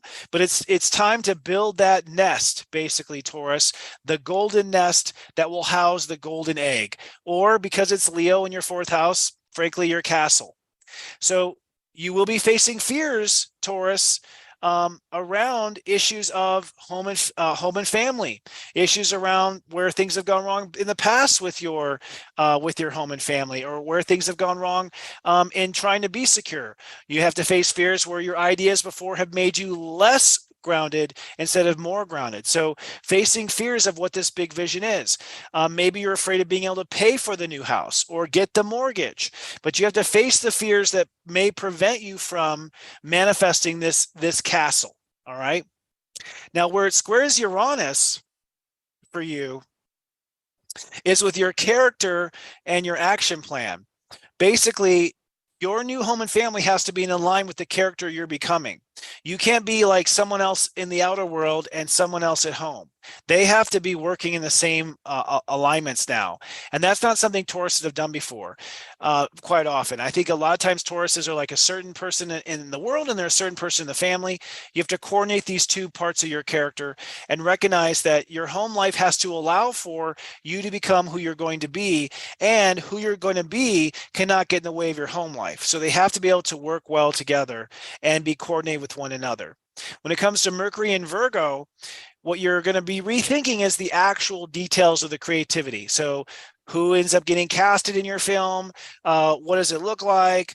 What kind of creative ideas are you going to bring to the project? Or if it's a love affair, like how do you plan to date? Where do you plan to, get married if you're getting married? So you're planning the love story, or you're planning the creative project. All right.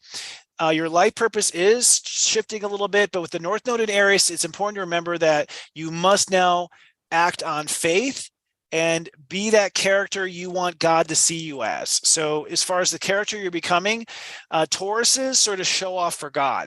That's the way they work. They like to show off for God.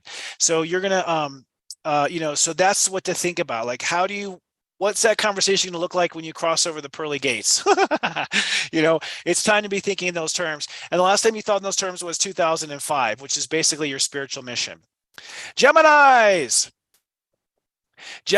are coming up with a new logical plan this week. So they're coming up with their strategy, their conversation, their message, their language. It's time to commit now to a creative language that your heart really believes in. It's time to go for an idea that you're excited about going for. It's time to put your plans in motion. All right. So it's time to speak up also. I wouldn't give away the whole prize. Like I said, I keep my manifestations until the cake is out cooling. I don't really tell the world about it, but you should definitely be telling the people who are involved on the project, and you should definitely be networking with the people that are involved with whatever you're doing, and bring those people in. So communication is it. You're adopting a certain state of mind, and you're adopting a certain attitude. So you want to have a loving attitude in your thoughts. That's very important. Now, where you have to face fears are fears in the mind, where your mind is imagining a worst case scenario, or you being misunderstood, or your message getting broadcast inappropriately, or your post gets flagged by the Twitter community as inappropriate, or, whatever your fears are about being misunderstood, misheard, your plan not being solid enough, you not having enough logic in your plan, people not believing in your plan. I mean, I'm just coming up with all these different fears that could be coming up.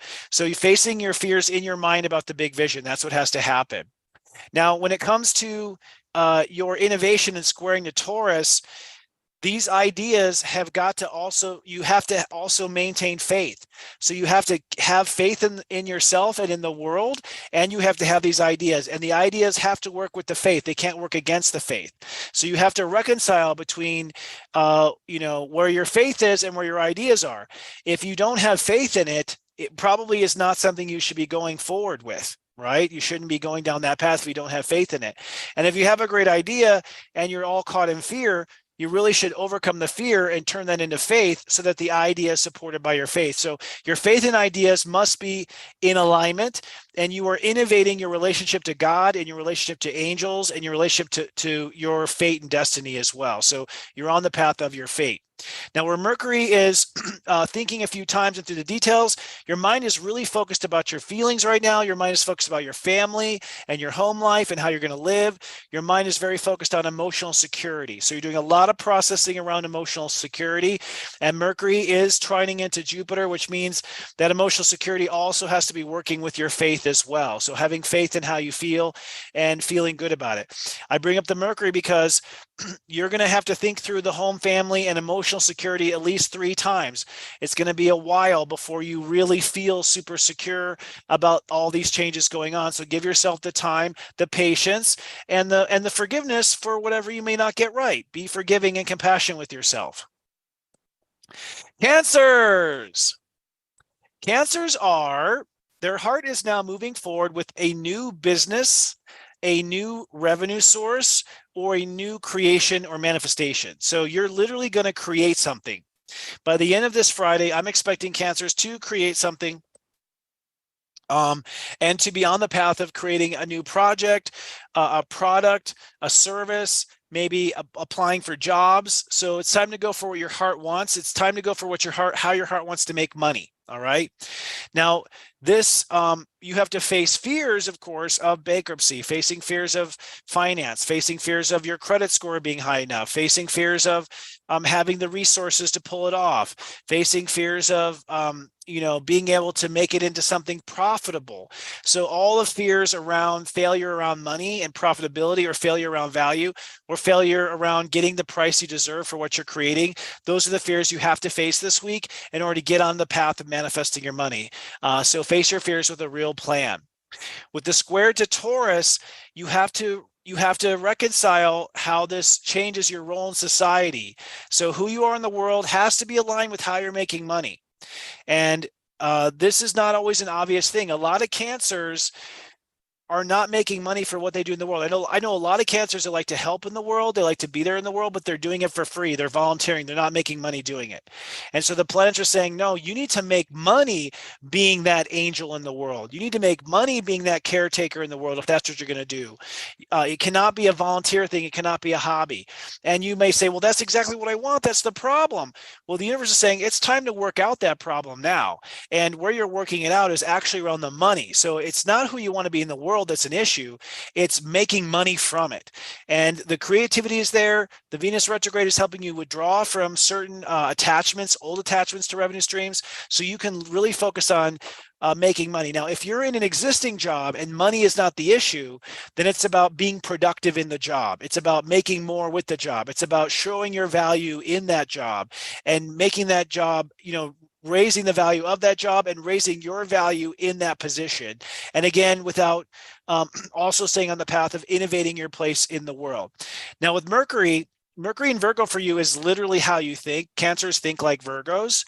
And so you're going to be a little dizzy over this because you're working through all the details. The details could be a little bit challenging at times, misleading. This is also where you could fall into some ruts where your mind gets negative and you get overwhelmed with the details, or you get overwhelmed with the reality of the situation.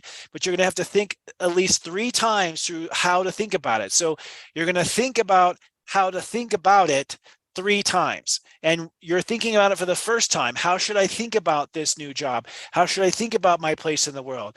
How should I think about my long-term relationships? I think that's a big part of it as well. And with the North Node in Aries, it is time for Cancers to go for their career and legacy. It's time for you to leave your mark on the world. The last time you were told to go for it in the world was 2005. So it is absolutely time for Cancers to move out and be who they're meant to be. Leos, I'm going to take a sip. Okay. Leos, you are now ready to act on a new behavior or a new character. What does that mean? Well, Leos are about to become someone else. We're ready for Leo 2.0, 3.0, 4.0, 5.0. We're ready for a new version of Leo. A lot of Leos are this week, and this is the week that it starts. It's the week when it kicks off. So that may mean that you get a new job that makes you a different type of personality because now you're in sales or now you're in music or now you in this. So a lot of Leos are changing jobs. A lot of Leos I know are changing statuses. So now I am married or now I am divorced or now I am a father or now I am a mother. So a lot of Leos are taking on new duties as a Leo, which then changes who their character is. So it's now time to move forward with how you move forward. It's time to, start your new behavior. And that also means stopping negative behavior as well. So it's important to say stopping is as important as starting. So if you have certain behavior where you can't help yourself, but tell it like it is to your coworkers, maybe it's time to stop that behavior because that's not who you are anymore or who you want to be. And maybe you keep that to yourself and instead being encouraging to your coworkers is what I'm saying. So you're stopping some behaviors, you're beginning some behaviors, you're on the path to becoming some new character. And that's where your fears are. Your fears are all around, around your character, around character flaws, around being seen as stupid or being rejected or failing or dropping the ball. So you're facing fears around your character. You're facing fears around your action plan. Is this the right plan? Is this how to do it? That's where the fears are being faced. And basically, the way you overcome that is you just do your best. You just do your best and you accept this vision of who you are. I think also Leos are having a hard time accepting how they're changing. A good example of this would be aging. Leos don't like to age. I mean, nobody does, but Leos especially. So you might look in the mirror and realize, oh God, I'm starting to get older now. What does that mean? And what you're learning is you're accepting the fear of getting older. So it's about accepting fears of how you are changing, basically at the root of it. Now, this all squares your 10th house of legacy and career and mark on the world, which means that your career has to be aligned and coordinated with this new character. So, that may seem obvious, but that's not always the case. Sometimes Leos go off on huge tangents in a certain direction that's not in alignment with their career. This new character should serve to bring your career and legacy to a new level. Legacy is also having children and being a parent or being a leader.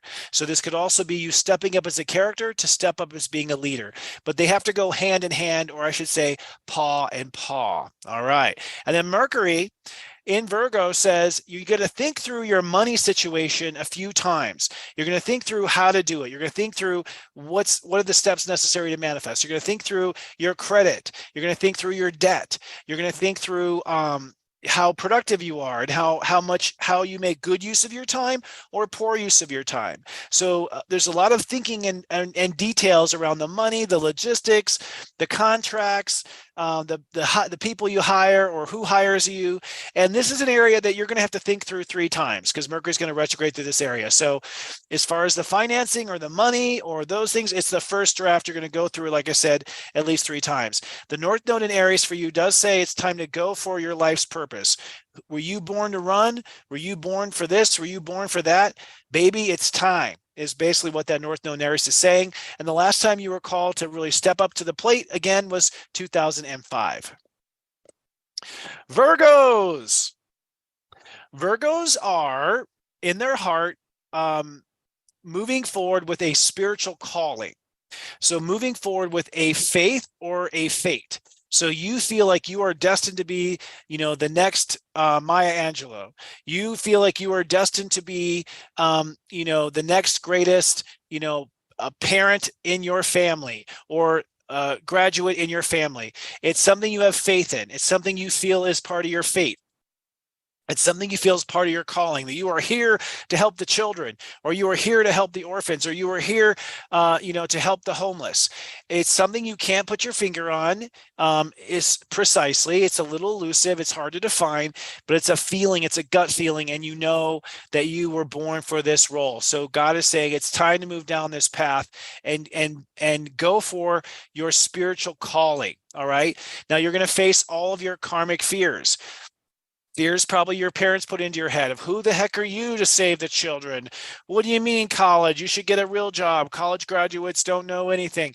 So it's like fears around being doomed, fears around having bad karma, fears around being having a bad relationship to God, like God doesn't like you, or the angels don't like you, or I never end up getting help from the heavens. You're going to face your fears that somehow you would not deserve this as far as heaven is concerned, whether it's due to your past or your karma or whatever. That will be the fear you have to overcome, that for some reason you don't deserve it and that God has judged you or the universe has judged you.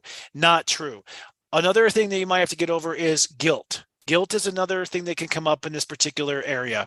So you may have guilt over something, like perhaps maybe you're a grandmother now and you feel guilty for not being there for your children, but you want to be there for your grandchildren, but you're feeling guilty for not being there for yours. So you can't allow your karma or your past to get in the way of your vision and your faith, is basically what the planets are saying. Now, this energy squares with Uranus and Taurus, which is your house of life purpose and journey. Just make sure that whatever you feel called to is what you have belief in, what you feel is of purposeful, what you feel brings meaning to you in life, what you feel knowledgeable about, or what you feel you could become educated for. You don't have to have the knowledge, but you have to be convinced that you can gain the knowledge in order to do it, or you can gain the education in order to do it. And that education does not have to come from a university that's $50,000 a year. That can come from an online course. Okay, so think outside the box. Be innovative about how you educate yourself. Be innovative about how you go about your purpose and how it happens. Sure, your purpose is to do this, but how it happens can be a variety of ways. Starting to feel a tickle in my throat. But Mercury is in your house of ego, which is behavior and performance. So your mind's going to go back and forth about how to do it, what to do, how does this make me look? Do I look good in these jeans? Should I get my hair cut? Should I tell him? Should I not tell him? Should I apply? Should I not apply? You're going to go back and forth on this and all the details of what actually needs to be done and how to do it and what goes first and what's the alignment and what's the order. And again, you're going to have a plan, then you're going to rewrite the plan, then you're going to take back a lot of it, then you're going to rewrite it again. So you're going to be thinking about how to do it 3 times. All right. So go ahead and write a rough draft and don't get stuck on whether it is right or not right. With the North Node in Aries, you've got to be willing to completely change your life. You got to be willing to get outside your comfort zones. You got to be willing to,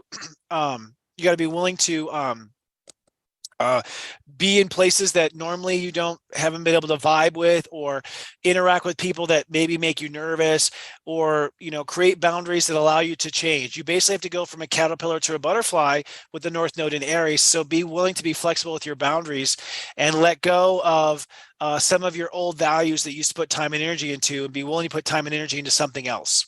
Okay. Libras are, their heart is now investing into a new public reputation in society. So who you are in society, who you're known for in society, who your friends are in society, your reputation in society. This is basically what you're aiming for. You may decide that you want to change your title or your status, or that you want to get a promotion, or that you want to change industries, or you may decide you want to move to another town. You want to be part of another community. You want to be in the big city. You want to be out in the country. But it's now time to go for what your heart wants and to associate in the world with where you belong. So wherever it is that you belong in the world, it's now time to head that way. Now, of course, the fears that come up are reputation, popularity. I don't have enough following. I don't have enough followers. I don't have the money for it. I'll be rejected by the world. No one will take me seriously. I mean, I can come up with 1,000 different little fear excuses that could come up right now, but it's time to face whatever that is and overcome whatever that challenge is. You're not meant to let fear stop you from being who you're meant to be in the world. Now, all this squares with Uranus and Taurus, which means that you ultimately have to be willing to change your comfort zones. Like I just said, for the Virgos, like you're not going to be, your marriage will not be the same if you go for it. Your family will not be the same. Your daily life will not be the same. Nothing will be the same if you go for this place in the world. And so you have to be willing to change your boundaries, change your comfort zones, protect yourself appropriately, and innovate your boundaries as well.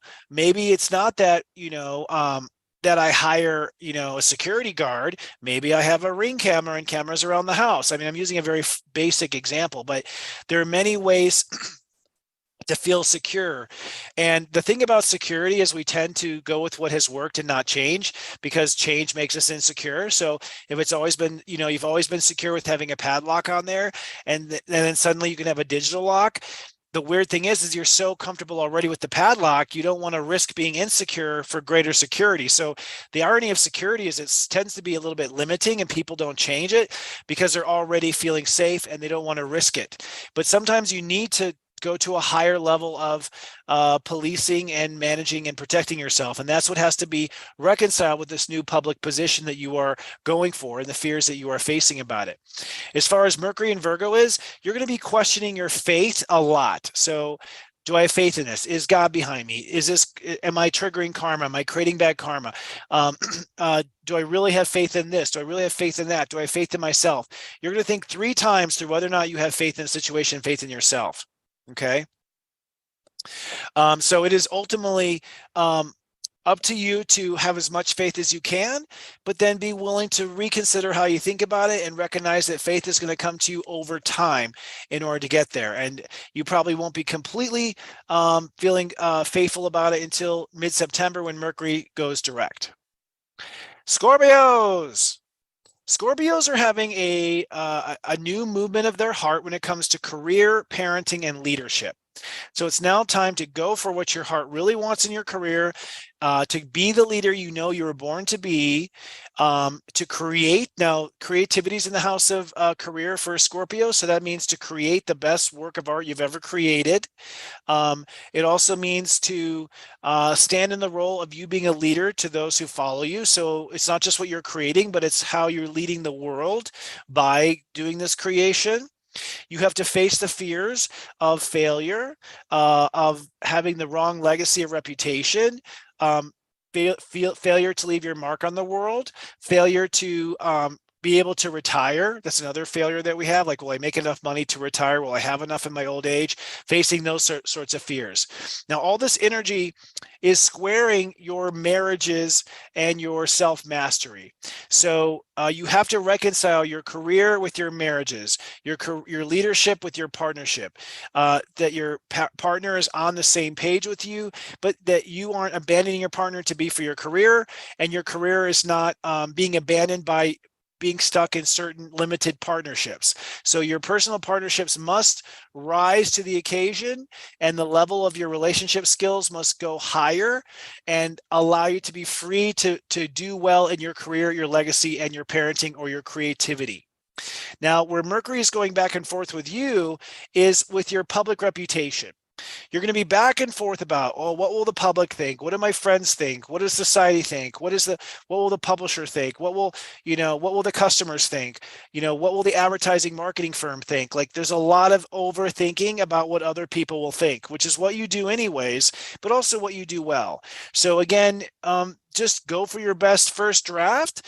Recognize that you're going to have rewrites as to how that marketing campaign looks, or what that reputation looks like, or who those friends are. You may go back and forth about certain friendships. Are friends really on my side, or are they not on my side? Are they supporting me? Are they not supporting me? Going back and forth with that as well, with Mercury going retrograde and direct again. It's already gone, right now it's going its first direct pass, then it's going to retrograde and then go direct again. So realize that when it comes to, and remember too, I'll say this, it's not what society is. You're not stuck in a reputation now. You're not stuck in a friendship now.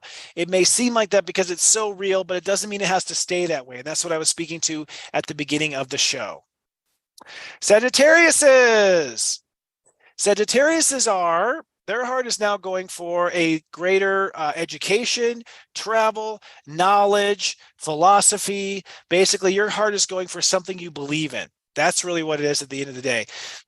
Going for something you believe in. That's what you're going for. Something you really believe in. It's time to go for it. Now, of course, the fears you're going to face are, I'm a fool, I don't know enough, this is stupid, this only is important to me, why would it be important to anyone else? I'll never find an education for this. No one teaches you how to do this. A lot of Sages are self-educated, and that's why they become experts in very unique niches, because they self-educate. There's no education for what you're doing or who you are. So you have to face your fears about not knowing enough, not being educated enough, not having the degrees to support you, or the title to support you, or the experience to support you. This is where all the faith is. All the fear versus faith issues are is around, can I pull it off if I follow my belief? Am I being an idiot by doing this? But you are a person who's here to live by your beliefs, and your heart tells you what you believe and what you don't believe. Now, where this squares off is with lifestyle and performance. For you to be able to, follow what you believe, you're going to have to continually innovate your performance at work. You're going to have to innovate your lifestyle. You're going to have to get more for less, basically, in daily life. Be able to hit 3 birds with 1 stone, to be able to shop for 2 weeks of groceries at a time. Basically your life has to be much more efficient and much more productive. And you have to streamline out the time consumers and focus on the time savers, basically, in order to get on this path for following what you believe in. Where you're going to be overthinking it is around career and parenting. So going back and forth about, what will this affect my career? Will I end up with the right legacy? How does this affect me as a parent? How does this affect me as a leader? Constantly rethinking the plans and the strategy for career, legacy, parenting, and leadership. You won't get it in the first try. You've got to go ahead and do a working theme or a working idea of it, and then rework it when Mercury retrogrades, and then rework it when Mercury goes direct. So it's going to be a lot of planning and rethinking, but don't feel like you are stuck in your career. Don't feel like you are stuck in where you are as a parent. That's where the reality of Virgo can be overwhelming for you. Capricorns, you have probably the most delicate process for everyone right now, because you are reorganizing your comfort zones. For you to do what you're going to do, what you're about to do, whatever it happens to be, means that you're going to have to really make sure that you are protected and that you are safe, and that your family is protected, your family is safe. Everyone important to you. This is the house of intimacy, so who we are closest to in life. But you're also going to have to open up to things that you don't maybe like doing, or you don't maybe feel comfortable doing out of the box, going into places where you're uncomfortable, shining light into where there is shadow, and also perhaps saying no and closing down doors that could interfere, even if there are people or places or resources that are normally very helpful or beneficial, but now may be contrary to whatever the mission has to be.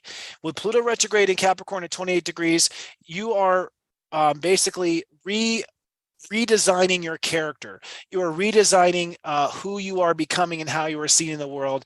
And that's going to involve a lot of very delicate, intimate boundary changes with yourself and with the world in order to feel safe and protected in order to get there. It also means you have to open up to things, like I said, and close down the things. Now, of course, where your fear is that this is going to crash. Your fear is death. Your fear is completely crashing, ruin. I know it sounds a little drastic and traumatic, but this is the spectrum of consciousness of where the worst possible scenario could happen. So you're facing fears around worst possible scenarios, and figuring out your boundaries to avoid those worst possible scenarios, and figuring out your boundaries to ensure that that those, that you have backup plans, and you have things in the background. What's the word I'm looking for? Redundancies. That was the word I was looking for. That you have redundancies in place for if something were not go the way you want.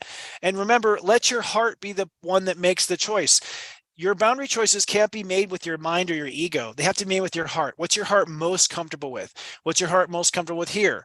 If you choose your boundaries with your heart, you will choose what's best for you, God, and everyone at the same time. If you choose with your ego or your mind or what the people around you are telling you, you may make a choice that's right for them, but is slightly off for you, that you end up regretting, and then you end up having this internal inflammation of how it's not going right. Now, this energy is all squaring Uranus and Taurus, which is your golden egg. This is the time for Capricorns to go for what their heart really wants in life. This is the one time in your whole life that is set up this way. This is the only time Uranus has been in Taurus since 1938-ish. Was in there for a spectrum. So you haven't had this chance in your lifetime to actually go for what your heart really wishes could happen, or could unfold for you. This means going for your personal dreams. So all these boundary changes have got to be coordinated so that your personal dreams can come true, so that everything your heart really wants can actually happen, so that you don't sacrifice what your heart wants in the process of the change or the transformation. Your heart cannot be sacrificed. Now, remember, we talked about, I'm going to go a little extra for you, Capricorn, because the Revolutionary War in 1776, when we signed the Declaration of Independence, what we were saying is the old way of power is Capricorn, control is Capricorn. We were saying the old way of control, which was the monarchy way, is on its way out, and the new way is democracy. In that lifetime, there were Capricorns who refused to get on the new game of power, and those Capricorns found themselves falling out of power, and Capricorns that came into power were Capricorns that were allowing to change their boundaries and be open to democracy instead of being closed down to, feudal monarchy, so to speak. Alexander Hamilton, my favorite Capricorn of the American Revolution, by the way. We're once again at that place. This is the defining moment for Capricorns.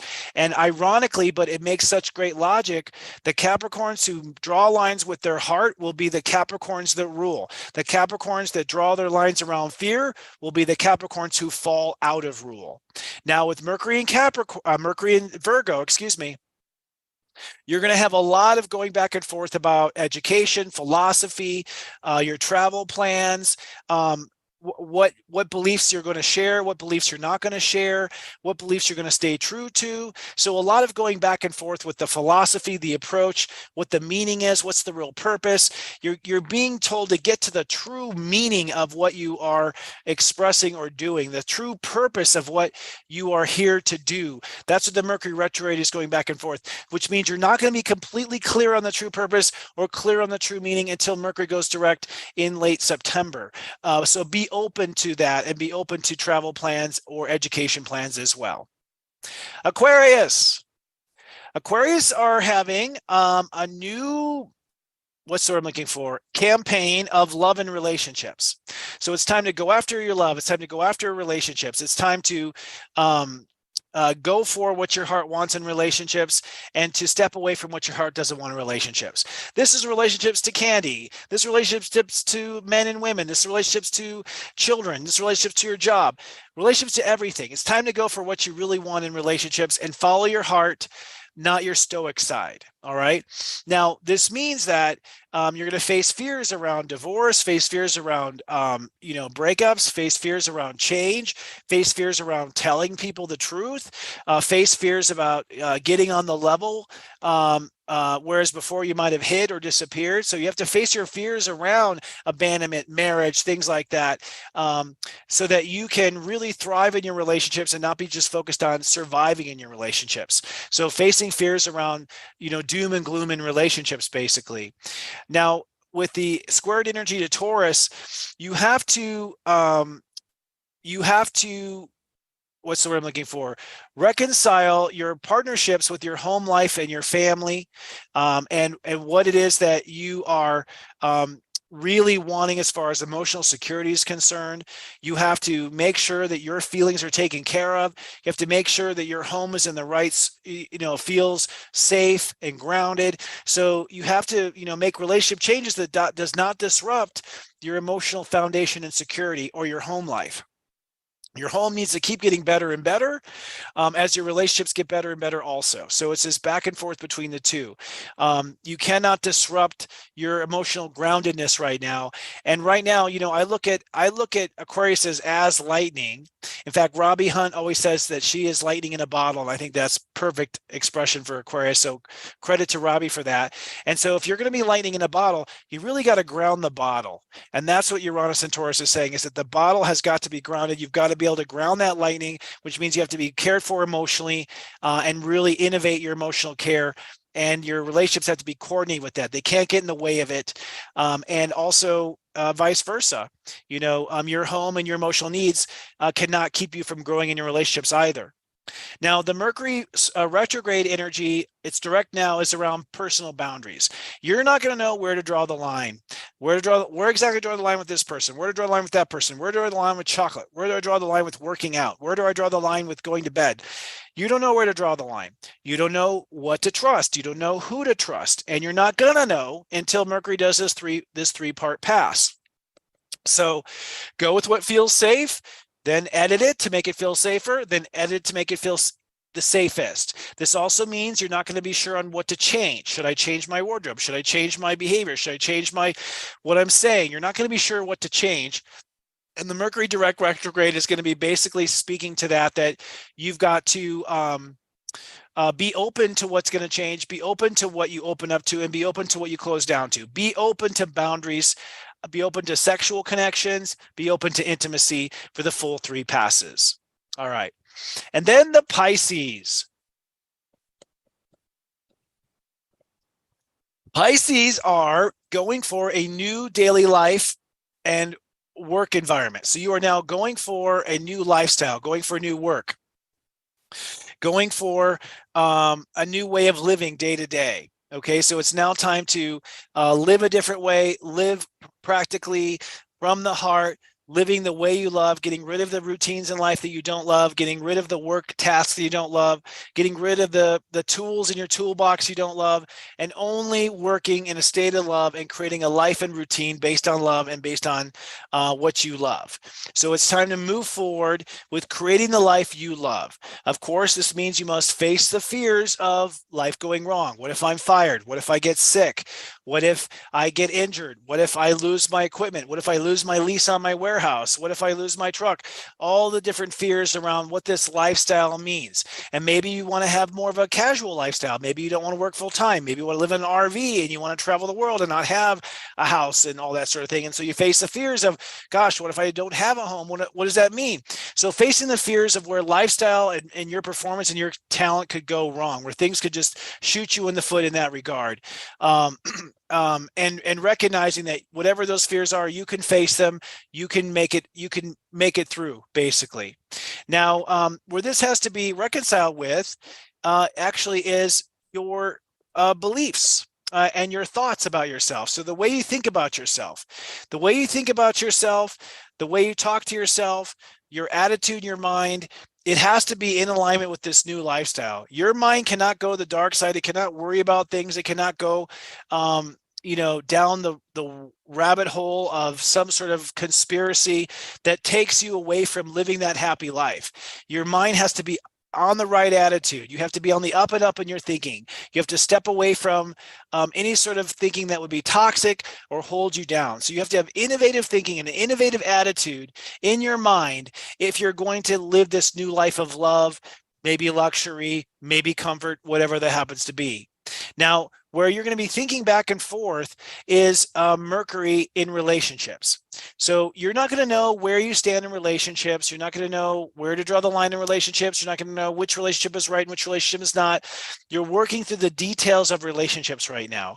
And whatever your philosophy is, maybe it's your relationship to someone at work because you're changing lifestyle. Maybe it's your relationship to somebody in your church because you are changing the way you think about life and you have innovative thoughts. You're not sure what the people at church are going to say because now you're thinking so radically or so differently or so re-evolutionary. So when it comes to relationships to people, you're going to be back and forth with this. You're going to think it's one way, you might go back again, and then you're going to go forward again. You might think that you're getting divorced, and then you're getting remarried again, then you're getting divorced again. Be willing to go back and forth with that, and don't let the reality of your relationships get you down right now, because the way they are now is not the way they're going to be. When the sun moves into Virgo, you're going to change your relationships for the good. Right now, you're just thinking through the necessities of the relationships and thinking through how relationships either support or pull away from your lifestyle goals and from your new way of thinking. But it is time to build that life of love and perhaps luxury. I keep wanting to say luxury, so I'm going to keep saying it. All right. All right, folks, that is our tea time segment and all of our 12 horoscopes. It has been such a pleasure to be of soul service. Thank you for being patient with us. Oops, someone is knocking at my door, but I cannot answer it right now. I just want to do a few little announcements before I let you go. First off, We do have our 40 days of self-love going on at Serious Joy right now. It's not too late to join this bandwagon. You can jump on the ride, you can make up for your journaling, and even if you don't want to do the first, the full 40 days, you can do the next 30 days with us. Ultimately, we are here for you for $3.99, and we have so much at Serious Joy beyond just the 40 days of self-love. We are diving deep. Our whole team is coordinated around the 40 days right now. So we have Kristen Ryder, who is doing heart chakra activation. We have Robbie Hunt, who is doing metaphysical lectures on the metaphysics of the 40 days, the metaphysics of certain words. We have Devin Dewar, who is doing guidance with Archangel Ratziel right now. I myself am getting guidance on the Venus retrograde, and I'm having guidance on the Black Moon Lilith transits. There's journaling that goes with it, but even if you weren't going to hop on the 40 days of self-love, if you're just a part of our community at this particular time, you'll be on board that ship of love, on that wave of love, and be in a place where things can be so much better. So consider it, my friends. Just $3.99. Join SeriousJoy.com. Now, also live at SeriousJoy.com right now, we have the Mega Monthlies. Currently, our Mega Monthlies is called Finding Your Inner Merlin, Lights of the Round Table. This is a monthly horoscope that we put out, the Mega Monthlies Live. There's one for each of the 12 signs. I see I'm hiding behind the banner here. Hi! But basically, you can go to the Mega Monthlies clip off of the lobby, and you will find a horoscope for you for the whole month that talks you through the month of August. We're only at August 4th, so I definitely recommend listening to it if you're on the site. It's right off the main lobby. And I also recommend our own subscribers listening to it once again here this week before you go for your dreams. Also this week, we have on our soul support group, Keeping It Real with Kristen Ryder. This is a talk show, basically, where Kristen Ryder is going to be helping 3 subscribers through facing toxic love. So the topic is toxic love, and we'll be working on, she'll be working with these 3 subscribers on how to come out of toxic love situations. So this is our live talk show that's on Wednesdays. It goes live at 1 p.m. Eastern, 11 a.m. Pacific on Wednesdays. Moving forward, sharing is caring. So we do thank you for sharing us with your friends and family. That's the greatest gift you can possibly give to us, is by sharing Namaste Today live with your friends and family. Let them know that we're having some tech details at different times. So we appreciate you being patient with us. Also, some people want to donate directly to me because they don't want to subscribe to Serious Joy. They don't want to get a reading, but they do want to say thanks. We do accept donations at paypal.me/Sensei Christopher. If you'd like to be a part of us on social media, we do have a Facebook club, and the Facebook club is at seriousjoy.club to go to the Facebook club. So navigate to seriousjoy.club. Be sure to answer the 3 questions that we have, and we'll let you in the club. That you can post as a light worker in the club. If you want to advertise your business or your services, feel free to in the club. Also, if you'd like to follow us on the rest of social media, you can basically find us where to follow us at seriousjoy.social. That will be links to all of our links. So seriousjoy.social is the main page to all of our social media, where we are on LinkedIn, where we are on Twitter, where we are on Facebook, our corporate, my own personal links. And you can also join our email list at seriousjoy.social. And then lastly, if you'd like to listen to this show instead of watch it live or watch it on YouTube or the other mediums, you can actually listen to it on Spotify, on Stitcher, and on Apple Podcasts. All right, friends. Well, normally I do some question and answers at the end of the show, but because today has run so late, I'm going to have to say goodbye for now. I will be back in 1 week. And remember that from this time to the following Friday, our goal is to identify our fears, face our fears, and have a plan of action. I would love to see what your plan of action is and what your dreams are going to be doing, because I will be, if I see you posting on social media what you're going for, I will be stopping by, I will be praying for you, I will be rooting for you. That's my job here on earth, is to be a spiritual cheerleader to dreams coming true. It's a pleasure and an honor. So until next week, my friends, do remember that I love you, and to live, love, be.